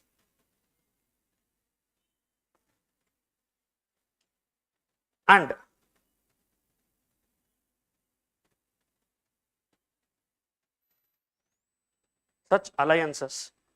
relied heavily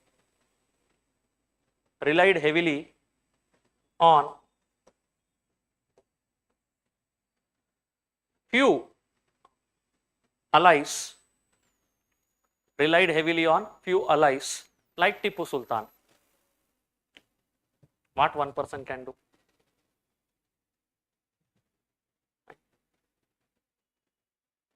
Okay. Last point. Focus on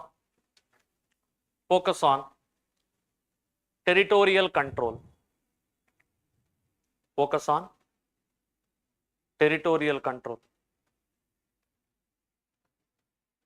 Right on. While both started as trading companies,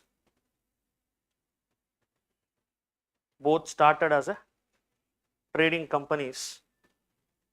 British prioritized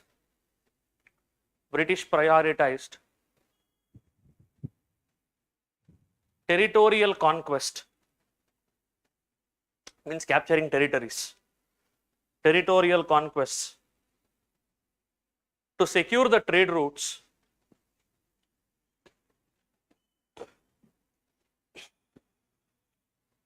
and gain the political influence. To secure the trade routes and gain the political influence. Again, what was the intent of gaining the political influence? To secure their trade only. Their trade intent should not be affected. Understood? Full stop. Whereas French remained focused more on trade, and small enclaves, like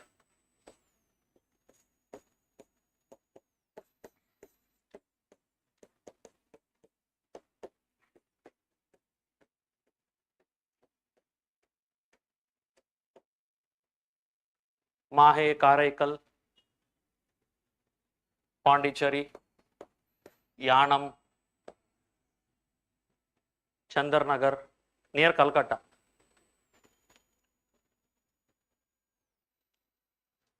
Thereby limiting their territorial ambitions. Thereby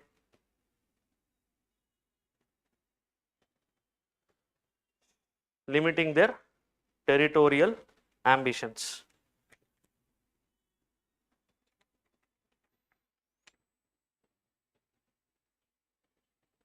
Okay. So these are the points. Now take down few questions. I will discuss them. I will give the answers for them also. I want you to, since you have all the content required to write the answer for this, I am giving you these questions. Okay. Write down the question. First question. The collapse of Mughal Empire.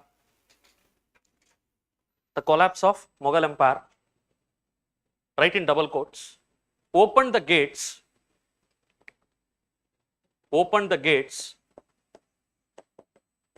for regional intervention, open the gates for regional assertion and foreign intervention.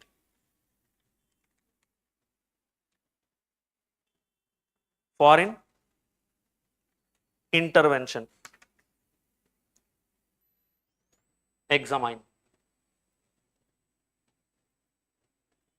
or discuss, whatever you want. Okay. First question. Next one. Sorry. How many, Marks. how many words? Thinking, wait. ನಂಗೆ ಅರ್ಥ ಆಯ್ತು ನಿಮ್ಮ ಪ್ರಶ್ನೆ. So let me have a look at the question. 15 marks.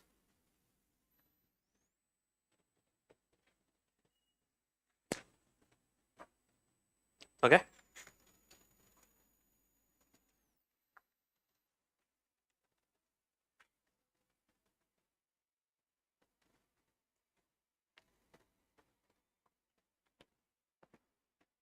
Fine. Next point. Next question. British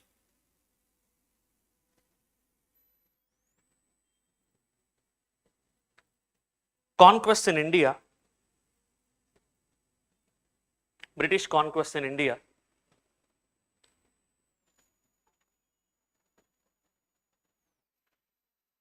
were more the result of political insight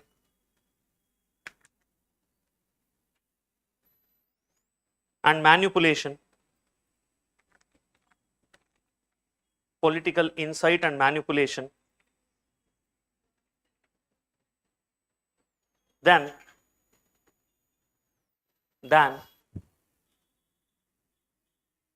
the domination in the battlefield,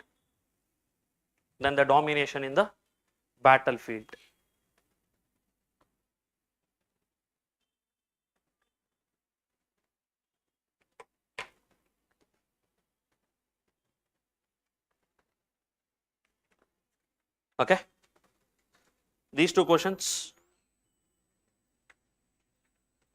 and then take one more question. 18th century India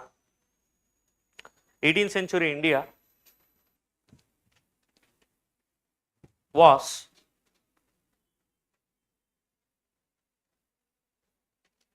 the graveyard, Smashana, was the graveyard of the old order,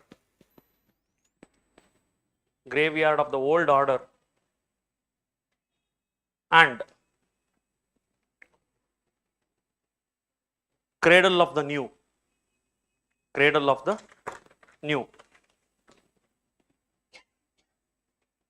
Graveyard of the old order and the cradle of the new.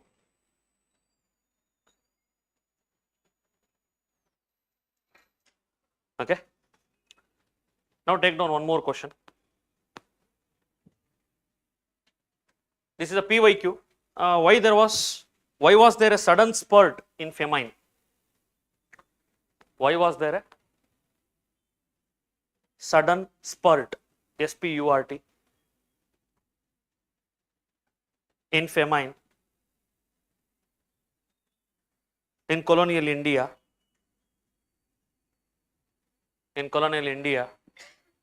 since mid 18th century?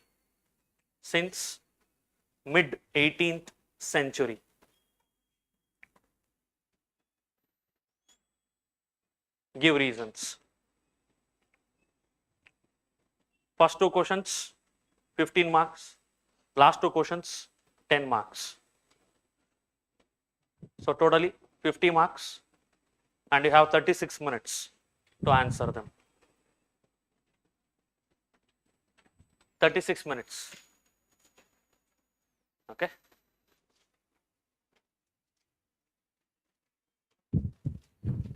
Ten 88 or 11 your wish. It's up to you. If you want to write it now, write it. And Monday onwards, after the class, if you are writing these answers, I will be there to review it. Okay. If you bring these answers to me on Monday, I will review it for you. Fine. So only if you write it today. Manel Pursotta Kudukam Barkamandra Agala. Write it today and bring it to me honestly. Monday I will review it. Whatever questions I give on Monday, Tuesday I will review it. Okay. So try to write the answer. And these are the only possible questions. Whatever the first three questions you wrote down, no. Apart from that, nothing else can be asked. Okay. So question number 1 and 3, they are almost same. But I want you to write different answer for that. One has a 10 marker, one has a 15 marker. Understood? Same content. You should know how to write it for 10 marker and a 15 marker also. Therefore, I gave it as a separate question, two different questions. But the essence of the question, it is same. Okay, fine. So, and Monday, what we will do is, Monday, we will discuss about, since we covered 18th century, we will go to 19th century India. Okay, 19th century India, 1800s. So in 19th century, we'll cover about not the reasons of the revolt or the causes of the revolt, but its impact. It is pending. Okay. What were the impacts? What were the political, administrative, social, administrative, educational impacts of, military impacts of revolt of 1857? What were the changes done to the British administration after this revolt? So that is one thing. Secondly, we will have a look at socio-religious reform movements. Okay. And reforms, I will not be just telling you about one or two organizations. They have asked one question. Brahmo Samaj and Young Bengal movement. So I will not give you the specific things with regard to one or two organizations and leave the topic. That is one exceptional question which was asked. So the intent is, there are multiple things which you need to keep in mind with regard to socio-religious reforms. First thing, we have to talk about the caste related reforms. We have to talk about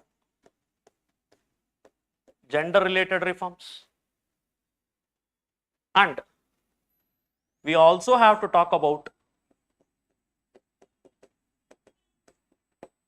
the policies. Okay.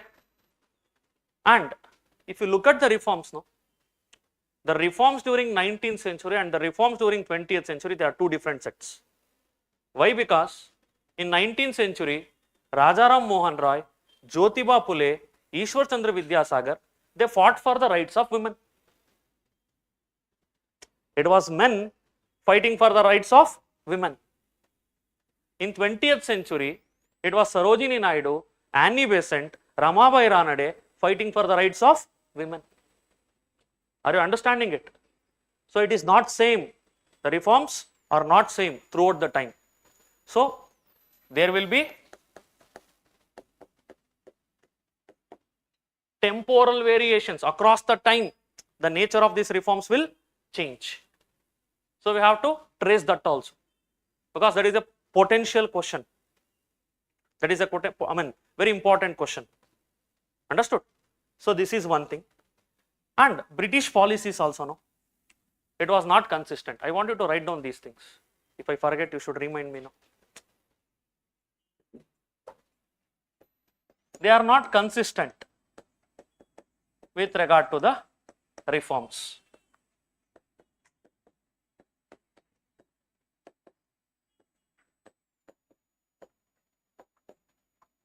They are not consistent with regard to reforms.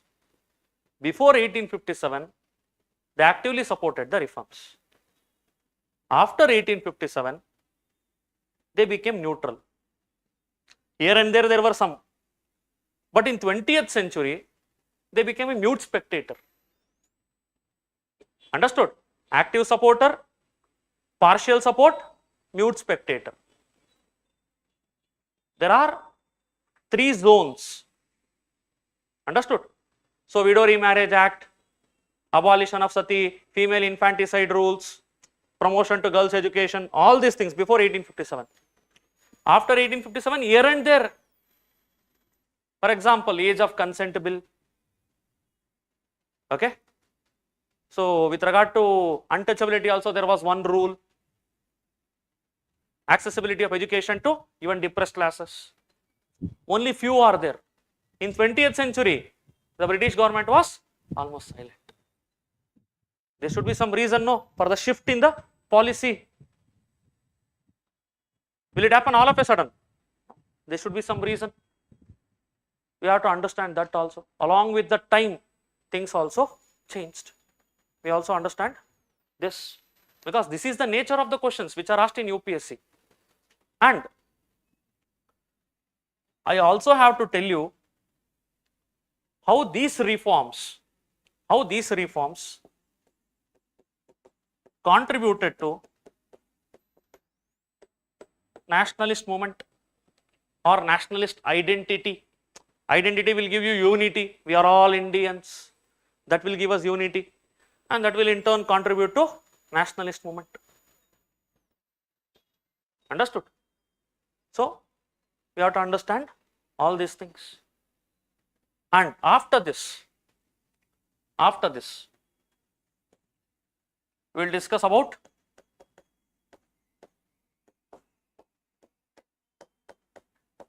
tribal revolts.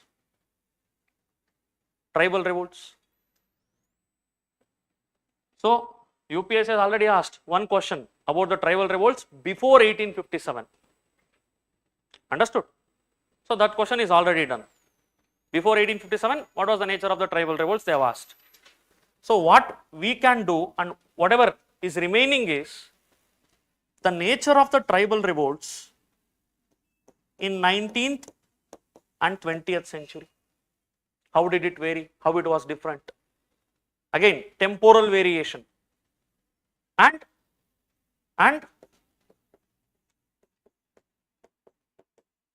even the spatial approach, because the issues of tribals, it will vary across the regions. The problems of northeast tribals are different from tribals of central India. Are you getting it? So there will be different types of demands. There will be different types of protests or uprisings in these regions. So there was a different reason why Rani Gaidiniliu revolted and why Alluri Sitaramaraju revolted. Are you getting it? So we have to understand that. Similarly, we have to understand the peasant movements. Okay? Again, in the same way, mainly the temporal approach, 19th and 20th century, what was the nature? Okay? So we have to understand that. Or what was the nature after 1857 broadly? That is one thing. And the very important thing about peasant movement is its confluence with national movement. Eventually the peasant movements merged with the national movement. Okay? Peasant leaders, they were active participants in the national movement, freedom struggle. Earlier it was flowing differently. Later it merged with each other. Just like all rivers merged into a sea or a ocean. Here the peasant agitations, they merged into national movement. That is one thing which we will discuss. And there are two very important and less known things. One is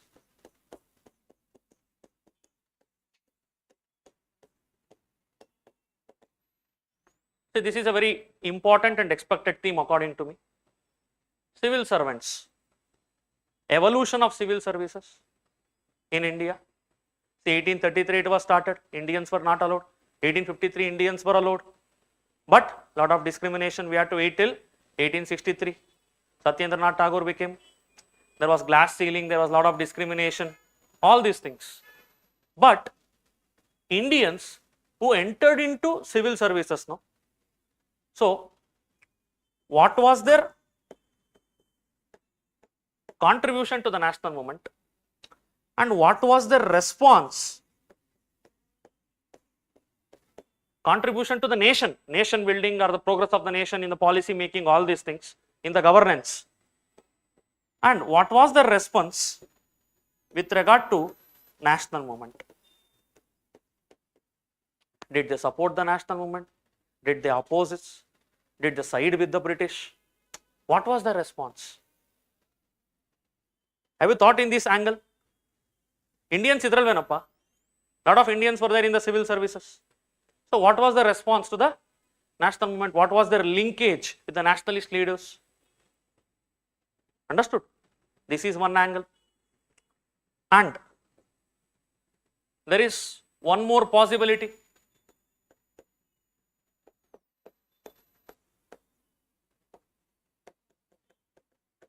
The influence of press and literature, newspapers and books on the nationalist movement.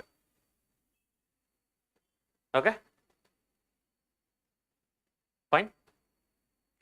And with regard to tribals only, no, they can ask you question in one more way. See, tribals, they did not only revolt against the economic exploitation. They did not only revolt against the economic exploitation. They lost their land, they were taxed heavily. They did not only revolt against that. There was a cultural angle to it.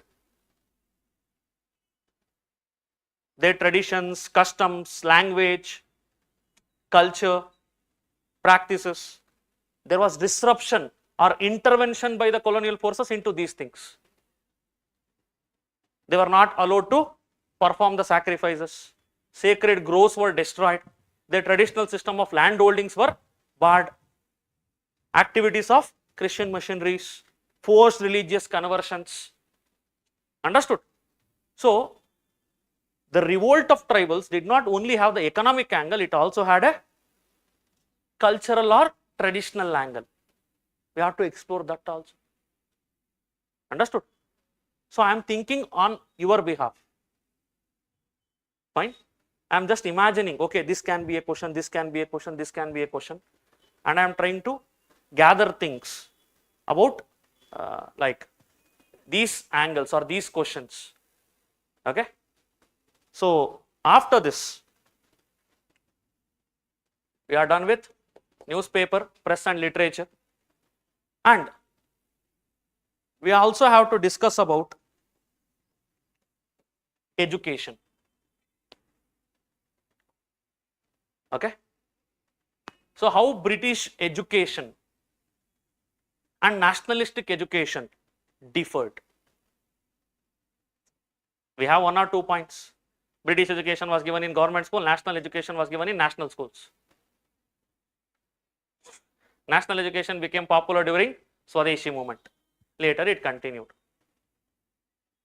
Understood? But that will not suffice. That will not help you to frame the answer for a 10 marker or a 15 marker. You need to have deeper knowledge. You need to have multiple points. Okay? So, Britishers, they were trying to provide the Western kind of education in India. And you all know, the intent was to prepare you enough to become a clerk in East India Company. And at the same point of time, among the nationalist schools, there were 2 variations. One, adopting the Western things, along with vernacular education, along with our history, will give the education. Second one, Gurukula model. Understood? Nationalist education doesn't mean there was only one way of thinking, there were multiple ways. And there were a lot of educational committees set up for this purpose. They had a lot of objectives, hidden agendas, stated objectives, etc. So, the educational policies and the nationalist education, what was its impact on the national movement or the education as a whole of Indians? Okay? So, this is one more thing which we are going to discuss. So, these are the targets for Monday. First, we will take up one small topic, like let's say for example, the revolts. We will try to understand, we will have some basic fodder, we will try to write the answer. And if there is any PYQ, we will answer that as well using the fodder. Similarly, socio-religious reform movements, I will give you the basic fodder. Any PYQs we will try to answer, we will take up the potential questions also, we will try to answer them. Okay? So, this will be the approach. And after that, once we are done with 19th century, we will enter into 20th century. So, moderates, extremists, constitutional reforms, Gandhian movements, the comparisons. Okay? So, it is almost the 100th anniversary of Swarajist. I am expecting one question from them. Yet to be asked. And even anti-Simon agitation, almost 100 years. We are nearing the centenary celebrations. Simon Commission, 1927. So, by the time you write the exam in 2026, maybe Simon will come into news. That is also a potential thing. And they asked about Quit India movement last year. This year they can ask about non-cooperation or CDM. They can ask the comparison between NCM and CDM. Swadeshi movement they have asked, moderates they have asked, revolutionaries they have not asked, extremists they have not asked. Fine. So women's they have asked, women revolutionaries they have not asked. Understood? There are many such things which are pending. So we will try to cover all these things. And they have not asked the impacts of the two world wars or Russian Revolution on the national movement in India. First World War, Second World War. So the comparative analysis you need to know. Even the Russian Revolution, the rise of communism in India, rise of communalism, the divide and rule policy. That is also one possible question. And if they want to trap you, they can ask questions like, discuss the emergence of Prati Sarkars or parallel governments during the freedom struggle. What was their significance and impacts? That's all. You know only three things. Prati Sarkars, Satara, Nana Patil 1942, Balia UP, Chittu Pandey, Tamluk. Fine. And if at all you remember, Isuru in Karnataka, Talcher in Orissa. You know. What else do you know? If at all they ask questions like this also, you should be prepared enough. That is the agenda. Okay. So I am thinking from all possible angles. So whatever they can ask, you should be ready to answer. So revise whatever has been discussed today and try to write the answers. We have one full day tomorrow. So you keep preparing and I'll keep preparing on my end to help you more. Okay. So we'll meet on Monday. And probably Tuesday or Wednesday, the session might get prolonged. It will be like the previous ethics session, 12 to 8:30, but with breaks in between. Okay. You should thank me. I only requested Umesh sir to give breaks to you. Gotenro. Hidden gems. Okay. Thank you all.